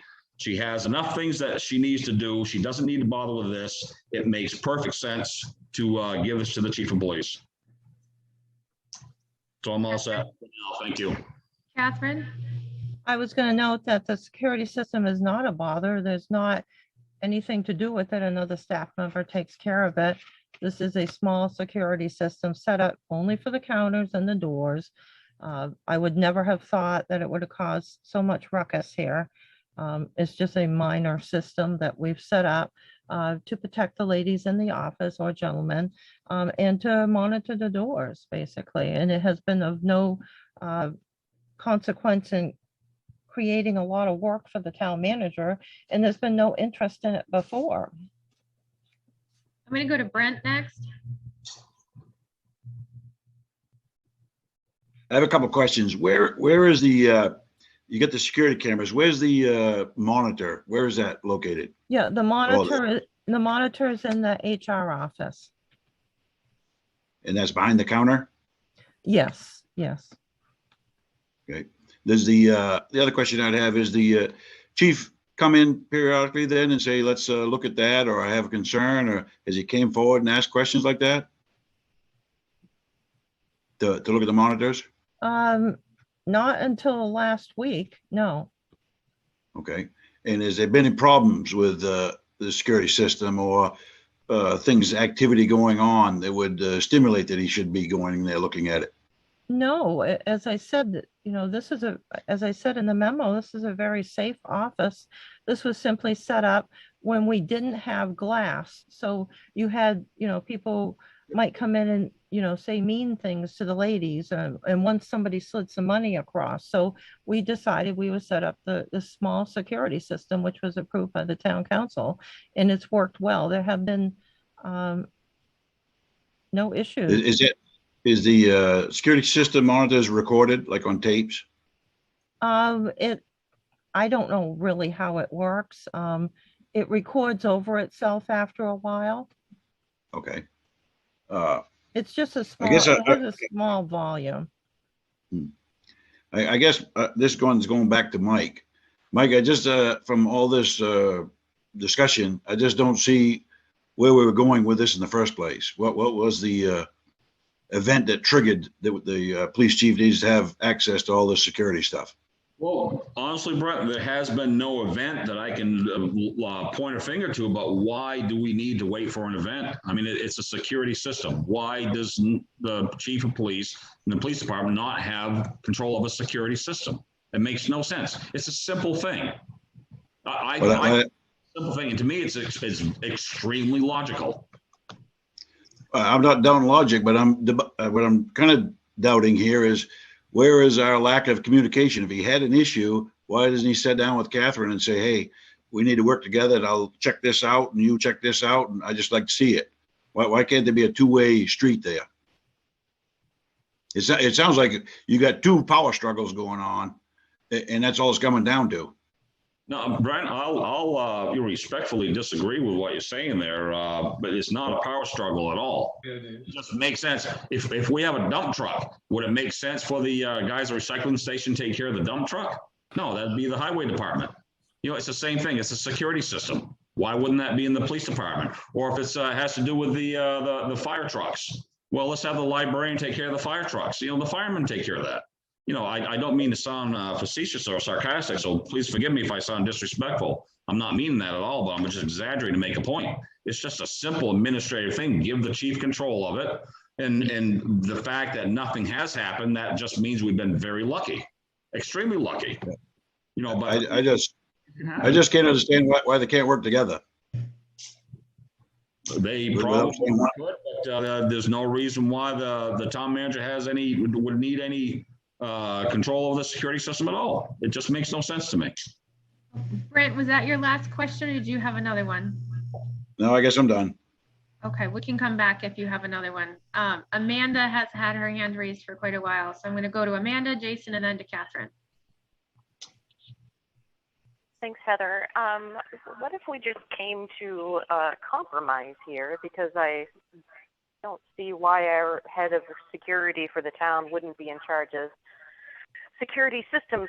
Why don't we just move the monitor out of the Human Resources Department and put it into the office on the other side of the town office so that it's on the police department side, and then we solve all the issues in one sweep? Jason? Yeah, just not that we've had an event like I'm saying we could, but say somebody comes in and they are armed like they were at the Citgo facility. Who would I rather have the security camera? Do I want the police department with a gun and training to deal with that say intruder with a weapon, or do I want the HR person that is behind the glass? You know, I'd rather have the people that are trained to handle that situation to be able to see that and react to it versus people that are not trained and not I'm with Mike. That doesn't make sense. Why would you wouldn't have your security officers ready and prepared for that type of situation? The HR person being ready for that situation doesn't help, in my opinion. And I think Amanda's point to move it into the police department just for, security of that building, I think that's a reasonable idea. But that's all I got. Thanks. Catherine? So that you understand, both the library and the town office set up security systems. So we're going to have to do something different about the library, I guess, also. This was just never something we ever thought of. But I think, Amanda, that was what my idea was too. We'll just give the security system to the police department and we'll be done with it. And that will take care of all the ladies' concerns about people coming into the offices, and they can have the security system. I'm all set with that. That's fine.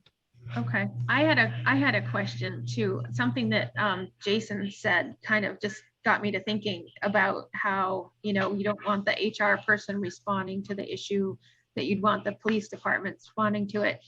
It's not like we're going to have an officer sitting watching this monitor. This is like an after the fact type thing that would record things that are happening. It's not an actively monitored system even now.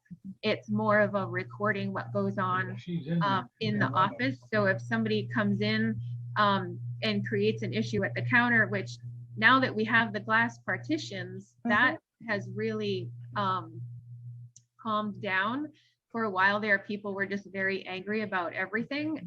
And that's part of what precipitated even putting the system in. I would just echo Brent's comments about, I don't understand why this is coming up now. We haven't had any incidences. The camera system is not like an actively monitored system. It's an after the fact type thing. And it's not like you're going to have somebody sitting there watching it and able to react. And at this point in time, we don't have the staff in the police department to be monitoring it. But I think that moving it out into the police department is a fine idea. It would solve all the problems. It would preserve the integrity of the back office. And we would just have to budget and make that investment in order to rewire the systems and relocate everything. I think it was, I don't remember how much it was to put it in and have it installed, but we would basically have to uninstall and reinstall it elsewhere. Mike? Yes, thank you.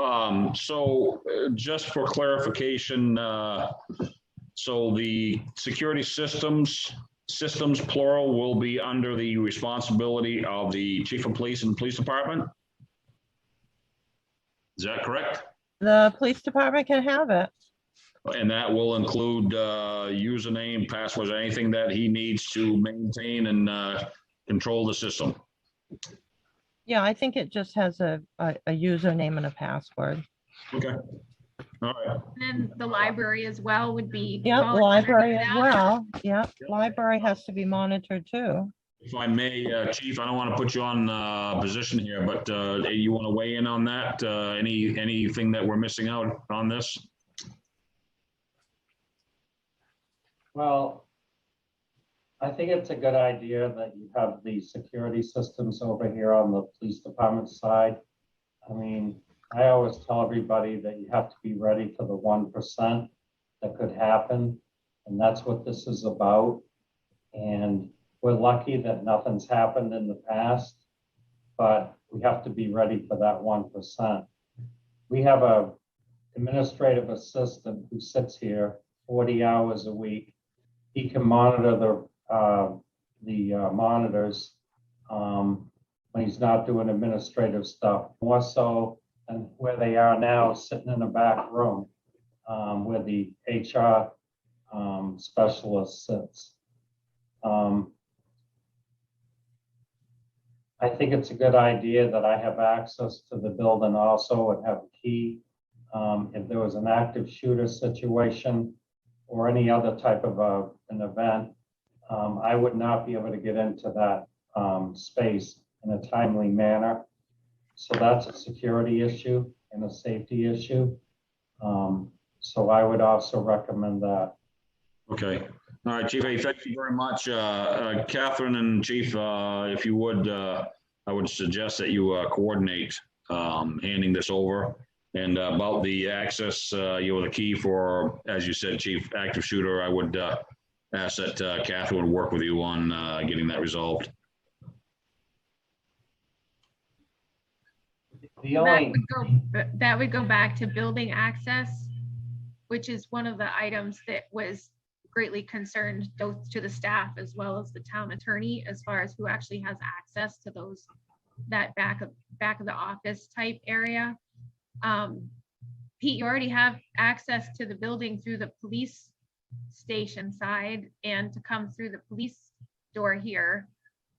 How would that change to have access to the other doors in the building? So if somebody was in the town office space behind you right now, and there was a problem, how would I get in there? Through the police station. No, I mean over in the town hall. On the other side of the counter. On the other side of the counter. They must have got in there.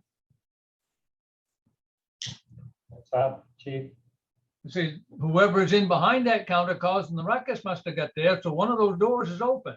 Yeah, and a lot of times those doors are open. And what happens if one of those doors, what happens if somebody goes in there and closes the door? All I'm saying is we should have access to that space and these other spaces. We should have a master key. And just for the record, I didn't bring this up because I don't want to dissect everything that the town manager is saying, but some of the things that she's saying are not accurate at all. And I am the only supervisor that works in this town that's not allowed to go over there. And I have documentation to show that. If you want to come into my office, please come in and see me. It's a security issue. Every supervisor is over there on a regular basis. The way she made that out to be earlier is not accurate at all. I would say Amanda's had her hands up for a minute. Amanda? Thanks, Heather. I was just curious, are those doors locked going into behind that glass during the day? Yep. Yep. Yes. So I'm curious then, why has this become a legal issue now? Because before those were never locked that I remember before the plexiglass was there. And if they were, it was pretty easy to get back there because you could just reach over the counter and open the door. So, and at one point, the one in between where the clerk is and the desk, there wasn't even a door there. We had to have that installed. So why not during the day, those doors just get left unlocked, and then if there's an emergency, then it's fine. Catherine? So the doors are supposed to be locked. It was pointed out to us that we didn't have proper security at the town office part. So when Bernard put this all together, he did an excellent job to get everything all secure, so that our records are secure, so that all these state programs have set up are secure. So we have a very secure setup, and this works very well. So then, Catherine, just one sorry. follow-up question, if I could, please. If the concern is having people who are not working for the specific town office positions should not be behind that glass, then why are other department heads who don't work in that spot allowed behind that glass? I'm just curious. I'm not looking to point fingers or anything like that. I'm just, if one isn't allowed, shouldn't the rule be that none of them are allowed? That is the rule, except for Bernard, who does come in because he is EMA director. And the employees have been reminded of this because they're actually the ones that said they wanted it that way. Amanda, did you have oh, no, never mind. Pete? Like I said earlier, what was just said by the town manager is totally inaccurate. And the supervisors and other employees are behind there all the time. And all you've got to do is go get the video and watch it if you had time to do that. Second thing is, you have to think about this stuff from the aspect of what I just said, the 1%. If somebody gets behind there, however they get behind there, the doors are open all the time. People leave them open. They don't do it intentional, I'm sure. They just get lazy. But if somebody gets behind there and I or one of my officers can't get back there, it could be a serious delay and a safety issue for the employees. We're just trying to make it safer for the town. Want to get in there, so you can rummage. Everybody knows except Chin Chat doesn't not see that. So, Pete, can I? Bernard, your Pete microphone's on. Lodgenice- Everybody can hear that. Pete Lodgenice, can I have you weigh in a little bit? Because I haven't, you disappeared from the screen. Are you still there? Yeah, I'm still here. Okay. Did you want to weigh in on the discussion at all? No. Okay.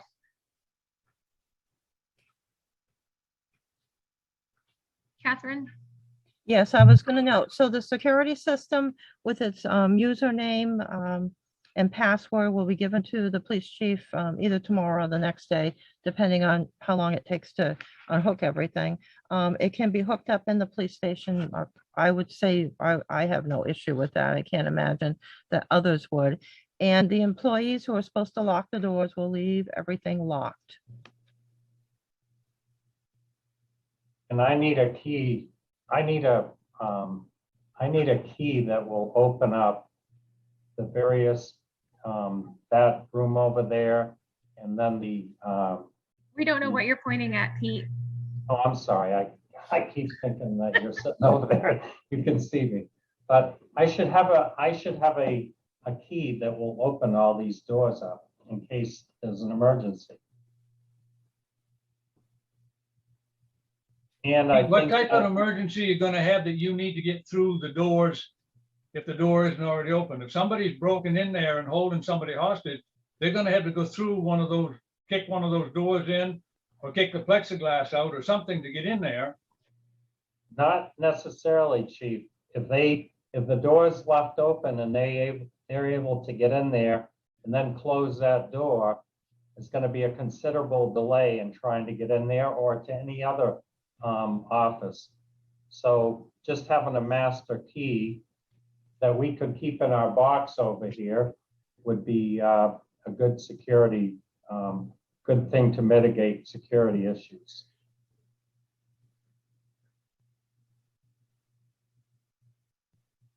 And just so everyone knows, if you go into just about any town where the police and the town hall are co-located, Skowhegan, the county courthouse, I could name up 20 towns right now that this is just common practice in all those towns. The security is done by the police department. And we have an administrative assistant over here. He hooked the whole system up. He's on vacation this week. And that will be, I will dial him right in to make that part of his duties when he gets back. And hopefully hopefully nothing will ever happen and we don't have to worry about that. But the security system is for security.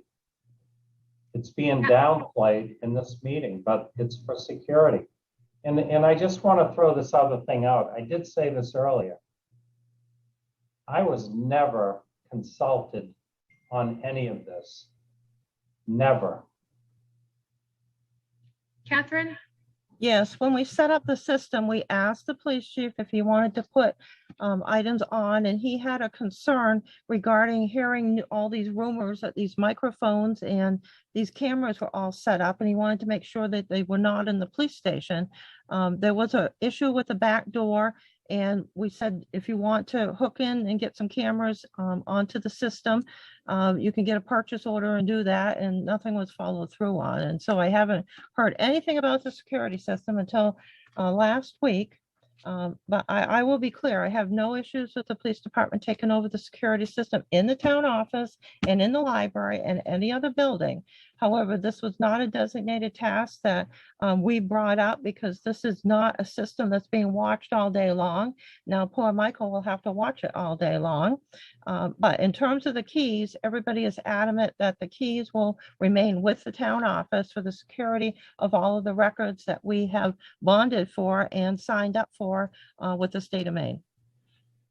Well, see, now I would object to that the police chief should have access to one of those keys in case of an emergency, just as common sense. Well, it's good to know what this item is actually for. So it sounds like we're all in agreement that the security system is going to be moved over to the police department. And if Michael is on vacation, then there's no hurry to do that if he's not even here to operate it. I don't know that anybody else would have the ability to unhook it and rehook it unless we called in a company. And if you have other cameras that you want to put in on your back steps or the back door for monitoring that, Pete, then you can go ahead and do that. You'll have to work with Holly at the library to also figure out her system and how you're either going to tie that in or come up with a series of steps to be monitoring that. And then we'll go from there. I think the key issue is a separate issue than the security system. And I agree that the keys should stay with the town office to preserve the integrity of the office. I don't think that it's necessary for that type of access for other employees to have. There's access through the building, through the police department. So it's not like you can't get into the building independently. And I'll just leave it at that. That's not the point. The point is to get over if there's a security breach. The problem would be we can't get in there, and we should have a key over here that allows not just me, but whoever's working, if they need to get in over there in case there's an issue. Not to go in and snoop around on people. That's the way this is being portrayed, I think. This is a security issue. We've signed a bond, and so we've got to adhere to securing the premises, and that's our only point. So I'm done with this issue. I hope we can move on. I have no issues with the security system being in the police department. We simply put it in there because nobody else was interested in it. And it was just for the counter and the doors. Catherine, do we need to authorize any spending to have that switched over as far as new programming for it or mechanical type things? No, I can't imagine it. It was such a simple, it's a small system. Michael was able to set it up. He can move it around. Mhm.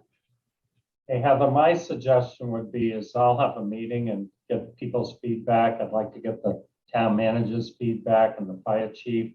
And we'll see what we can come up with for a system that monitors the cameras and go from there. And we can talk about the key issue later on. So, Didn't so you we just- already have the system that does the monitoring. So that's a system that will be moved over to the police department.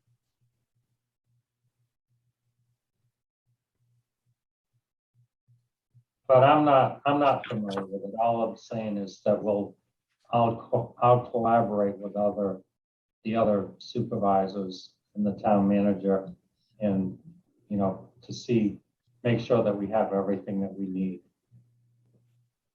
For the security system? We Yes. already have it. It's all there. So you would just move it. This is a simple process. Michael can take care of it. Okay, Brent, I see you there. Yeah, the only thing I'd like to say again is it seems we've spent now 20 minutes to a half hour on a simple little thing where all we had to do is if Catherine and the chief would have sat down and talked together, it seems like Catherine was more than eager to give the security cameras and everything over to the chief in there. That would have resolved us wasting a half hour where we could be addressing more important issues. Because it sounds like right now, in my opinion, he's not going to have the keys to the other access to the wall on the other side of that plexiglass. And if you really had to get in that building, I know I can go around and bust about 4 windows and jump through the window on that side over there. So we just keep beating the dead horse here that we're wasting time when it's very simple. Just communication amongst departments and resolve things. I don't know how we're going to lead the town if we can't even do that. That's all I'm going to say. This was requested to be a discussion item, so it was placed on the agenda as a discussion item. So that's how it understand ended that. up here. I know. I understand that. Okay. I understand that. Yeah. Thank you. All right, so seems that we have disposed of our discussion item and there's an agreement that the security system will be moving over to the police department and they will also take over security for the library. So we're going to move on to reports and we'll go to the audience.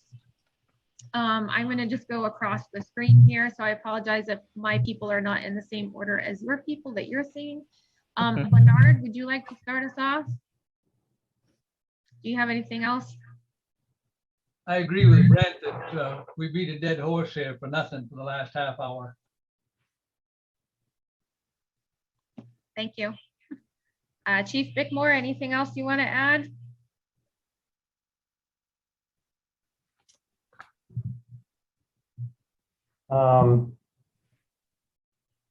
I think some of the comments that the town manager made earlier in her report were way off the agenda. And I don't think it was necessary to bring that stuff up. And I've sat here for the last 3 meetings, I guess, and I've been a little discouraged. On September 7th, 21st, and tonight, I've watched the council meetings from my office with other officers and staff. We've been frustrated and disturbed that the town manager failed to address the extreme conditions the police department and the police officers are working under for the past several months. In fact, there was no mention about the shifts not being covered during the month of September, or October, or before, or any other months. No regular police coverage overnight for many months. A lack of adequate manpower for several months.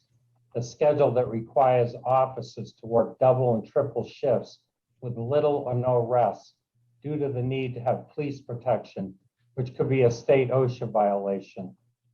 In most departments, officers are not allowed to work more than 12 to 16 consecutive hours for safety reasons. In our department, officers are working beyond this and then go home and are on call. When you're on call, you're essentially still working. On the 21st of September, there was no mention of 3 officers being injured by the town manager in her town manager report. Nothing. The town manager, who I believe is responsible for ensuring the town of Pittsfield has sufficient resources to staff a police department, did not raise these issues in her report, leaving it clear that she does not prioritize the protection of the people and the officers in this town. This is a dire situation, and I believe management is negligent in the failure to address the issue. As you're all aware, I addressed these issues with the town manager in March of this year. At her request, I worked with my full-time and my part-time officers to come up with recruitment ideas that I sent to the finance and labor committees in April and May. The town manager sent a memo rejecting most of these ideas. Due to my persistence, the Police Labor Negotiations Committee finally approved a $15,000 sign-on bonus. As I previously said, many towns in the state are doing the same thing. We had 2 certified officers, full-time officers, who expressed an interest in coming to work here from other departments in July. And almost 3 months later, it wasn't till the last meeting on the 21st that a decision was made on that hiring. I didn't have authority to hire before that. These are the only certified officers who have applied, even with a $15,000 sign-on bonus. One of them has accepted the position and the other one has turned it down. I've made repeated requests for transparency for recruitment and retention policies and discussions, all of which the town manager has denied. As police chief, I am an integral part of the security planning for the town and should be involved in labor negotiations for the police department. Yet in the town of Pittsfield, I have been excluded from many of these meetings. The failure to include me and the police department in meetings, discussions, and negotiations shows disregard for the protection of this community. My officers and I will continue to do our best to protect the community, and we will continue to cover the shifts with our limited number of officers. But with all due respect, the police department needs your support. The police department is an integral part of town business, and it works to protect the members of our community. I have a long career in law enforcement, and I've never before experienced this level of chaos, poor communications, and lack of leadership.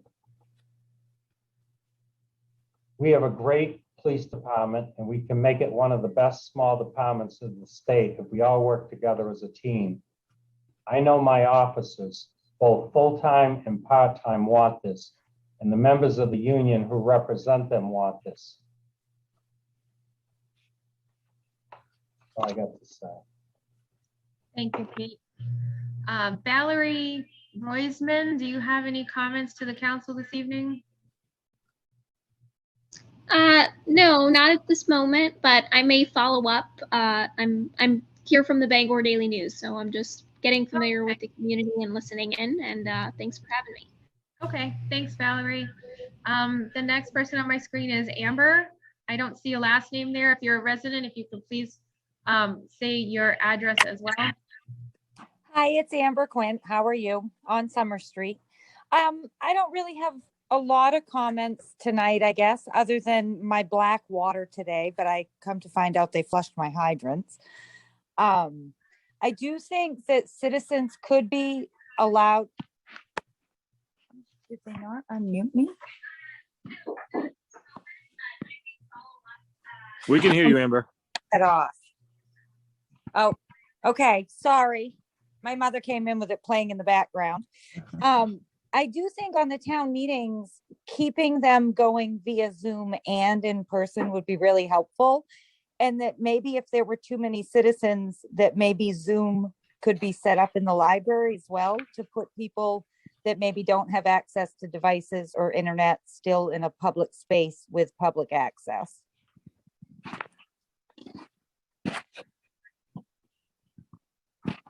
Okay, thanks, Amber. I think that's it. Thank you. Okay, iPad, is that you, Mike Gray? It is me. I really have no comment other than, Catherine, you probably could get your insurance company to come in and do some sort of audit if you want, to help with the security aspect as well. They have a lot of trained professionals that can do that and coordinate with the chief. Other than that, I think the Zoom meetings are extremely helpful. I'm sitting in the southern part of the state and can actually participate. So thank you. Thanks. Michael Lynch, do you have any comments this evening? I will try hard to be brief. It is still continues to be uncomfortable to hear two diametrically opposed positions from two individuals that are supposed to be working together. And each time that the police chief speaks, I see the pain and discomfort in the town manager's face on camera.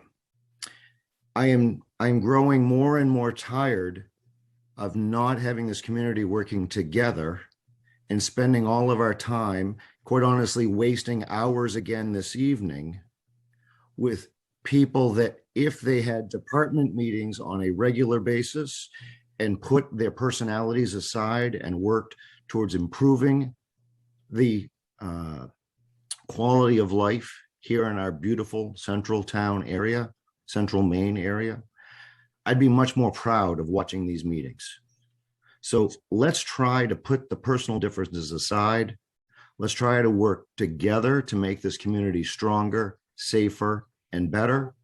If we have trust issues, I don't know how you get past them, because we are working with a police chief that is supposed to be of the utmost respect for doing what he's doing to protect all of us out here in the community. And yet I am not seeing that being portrayed across the screen this evening. Thank you. Thank you, Mike. Ben Hall, do you have any comments this evening? I definitely do. Yeah. And again, I'll also try to keep it brief. I kind of echo what Mike just said. I'm just really disappointed for the second meeting in a row.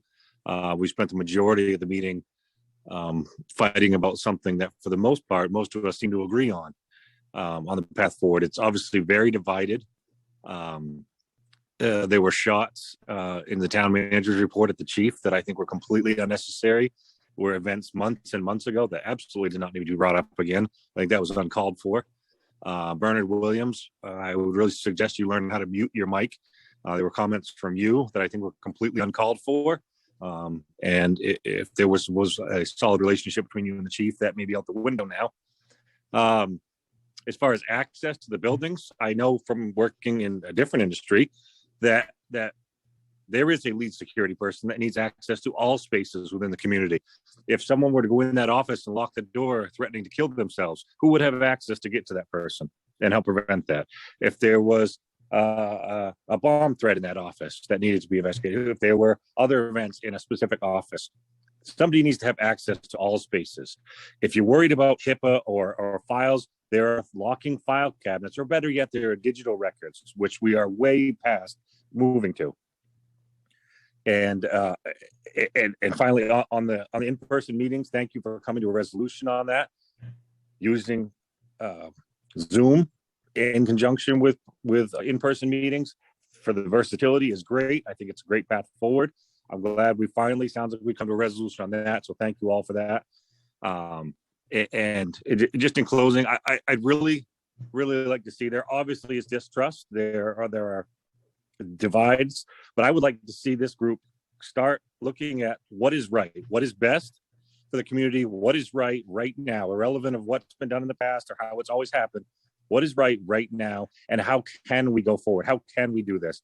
Every topic that's brought up, we're fighting about why we can't and how we can't, and we just won't be able to. How about we start looking about how we can do this? What's right and how can we make it happen? That would be great. That's all. Thank you. Okay, Eric Saucier, you're next on the screen here. Yeah, I just want to say that I watched the 7th and 8th grade Rebels football game tonight where I was very proud of the teamwork, their accomplishments, and they didn't win the game. And this is my first town meeting that I've participated in, but I'm not really that proud of how the town was represented. But I think we need to do a lot better moving forward. That's it. Thank you. Donna Cray, do you have any comments? Donna Cray, do you have any comments you'd like to make?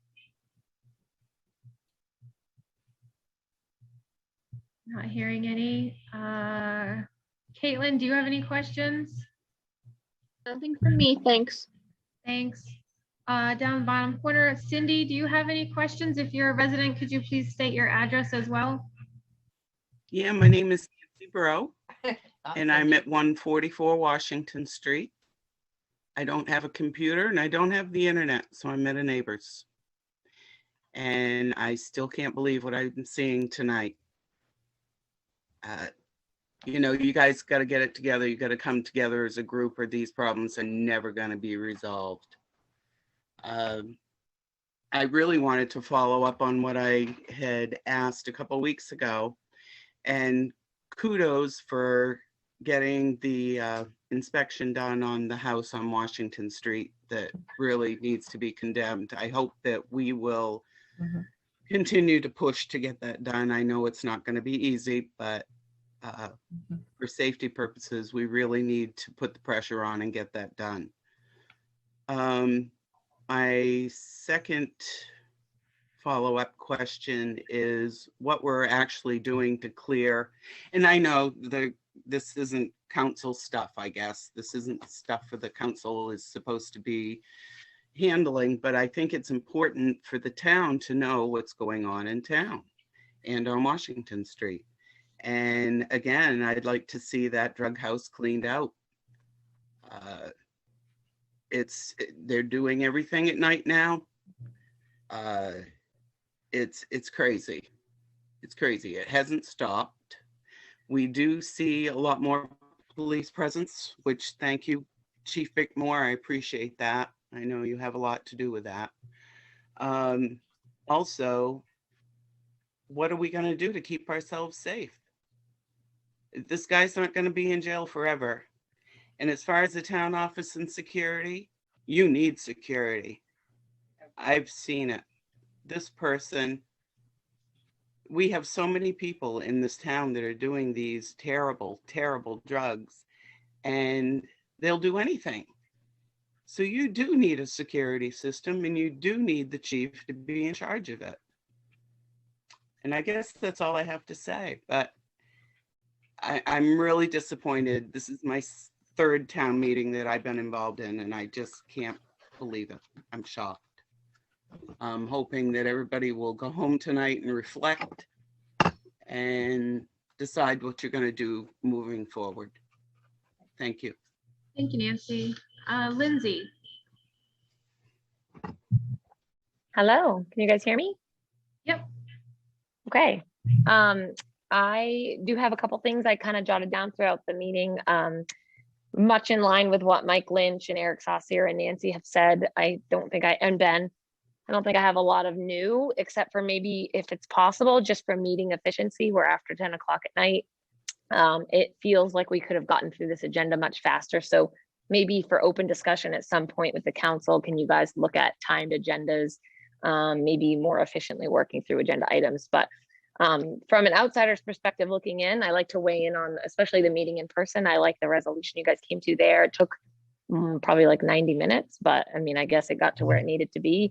From an outsider looking in, Brent, you mentioned that Catherine so easily gave up the security issue, but it took Mike Chinquette going line by line through for quite a while to kind of convince the rest of the council why it made perfect sense, which it does, by the way, make perfect sense that Chief Bickmore have access for security reasons. As Nancy reiterates, there's a lot of safety concerns in this community. And as a mother of 4 and a school nurse in this district, safety and security is at the top of our list. I don't like the feeling that there might be shifts uncovered, and I can clearly see, as Mike Lynch pointed out, Catherine and Chief have some major communication issues, and I would even probably say that the council ought to look into that relationship a little closer, maybe with a magnifying glass, because from an outsider looking in, the body language, the interrupting the chief every time he goes to speak, the clear lack of involvement of him and or other people at meetings, it's not healthy, and it's very obviously dysfunctional. So I would love to see the council get involved in helping fix that relationship, whether it means bringing in some HR work or whatever. But in the end, I think you guys are all trying to do the right thing, and I'm happy to be a community member in Pittsfield. I love this town. I want to see it be the best it can be. So thanks for listening. Okay, thank you. All right, we're gonna go to counselors next. We'll just go straight across the screen. Jason, why don't you get us started if you have a report? No, I don't really have a report. I'm glad that we came to a resolution that we can meet in person. I look forward to seeing community members come to the budget meetings that are coming up. Those are going to be important. I also want to thank the 3 cops for what they have done, what they continue to do, what the chief continues to do. We definitely have a lot of issues. There are known drug dealers and with significant drugs in my neighborhood, in neighborhoods around the town. It's very concerning. So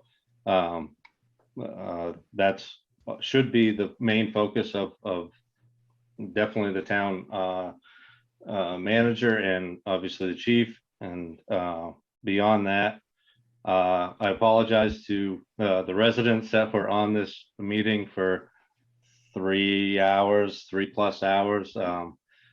We can do better. I will do better. And I look forward to seeing you in future meetings, but we can do better. That's all. Mike? Okay, thank you, Heather.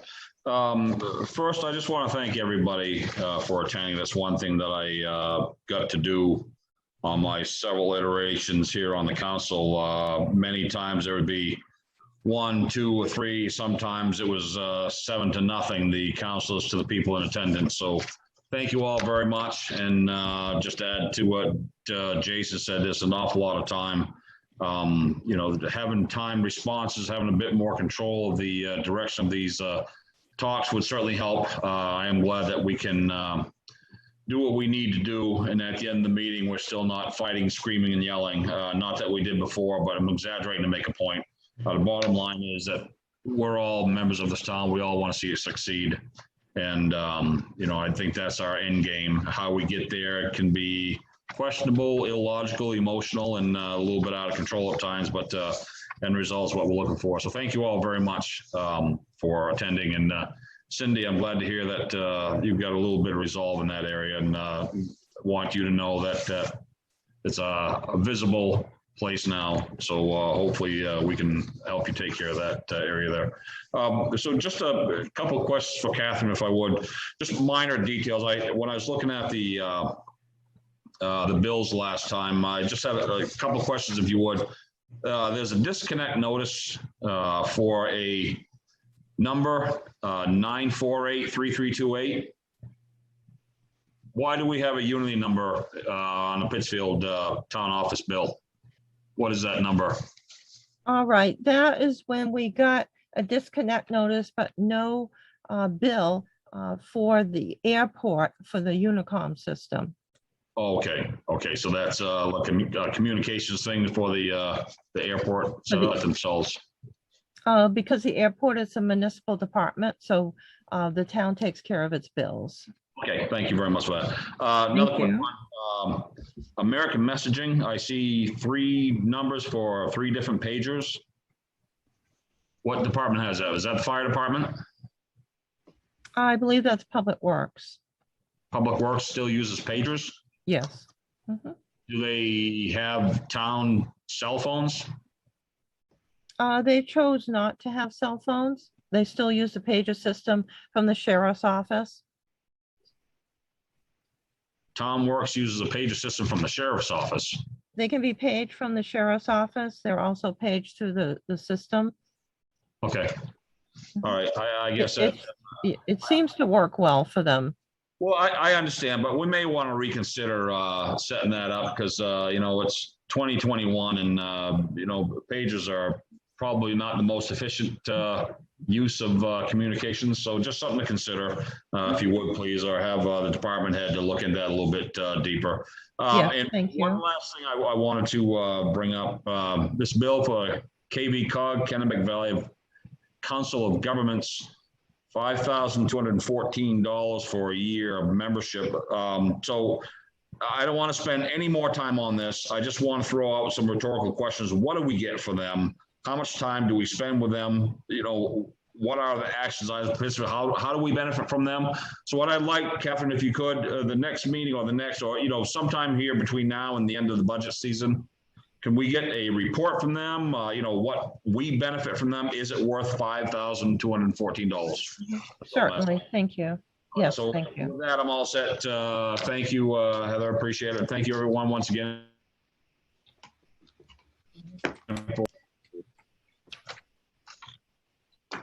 Pete, do you have anything this evening for us? I don't have anything this evening, no report. Just like to thank the audience for attending and their comments. Thank you.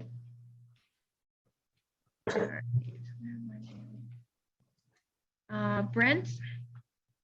I have a couple of things. One, back along here, we discussed a few meetings there about these properties that were this May, whatever, that we were taking action on and trying to get them cleaned up.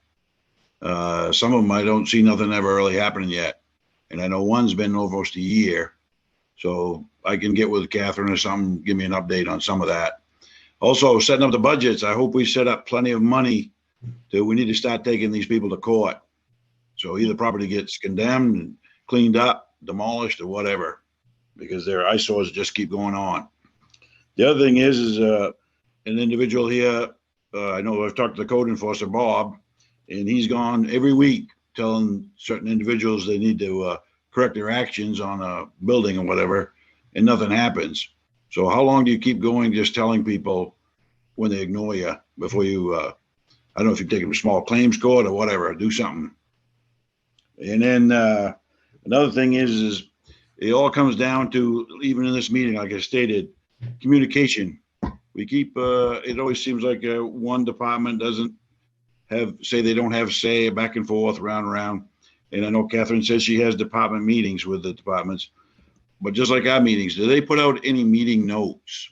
And if they did, I'd like to see some of those, or if we could just get the highlights, just some of the highlights, what happened, who had input, output, whatever.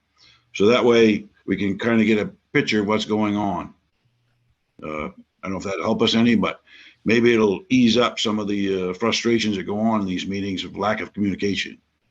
Because every meeting, and I said it last meeting, it seems like if everybody would just communicate and compromise and work together, we'd be further ahead than arguing over little things. Well, he said, they said, what said, whatever. That's all we seem to be doing.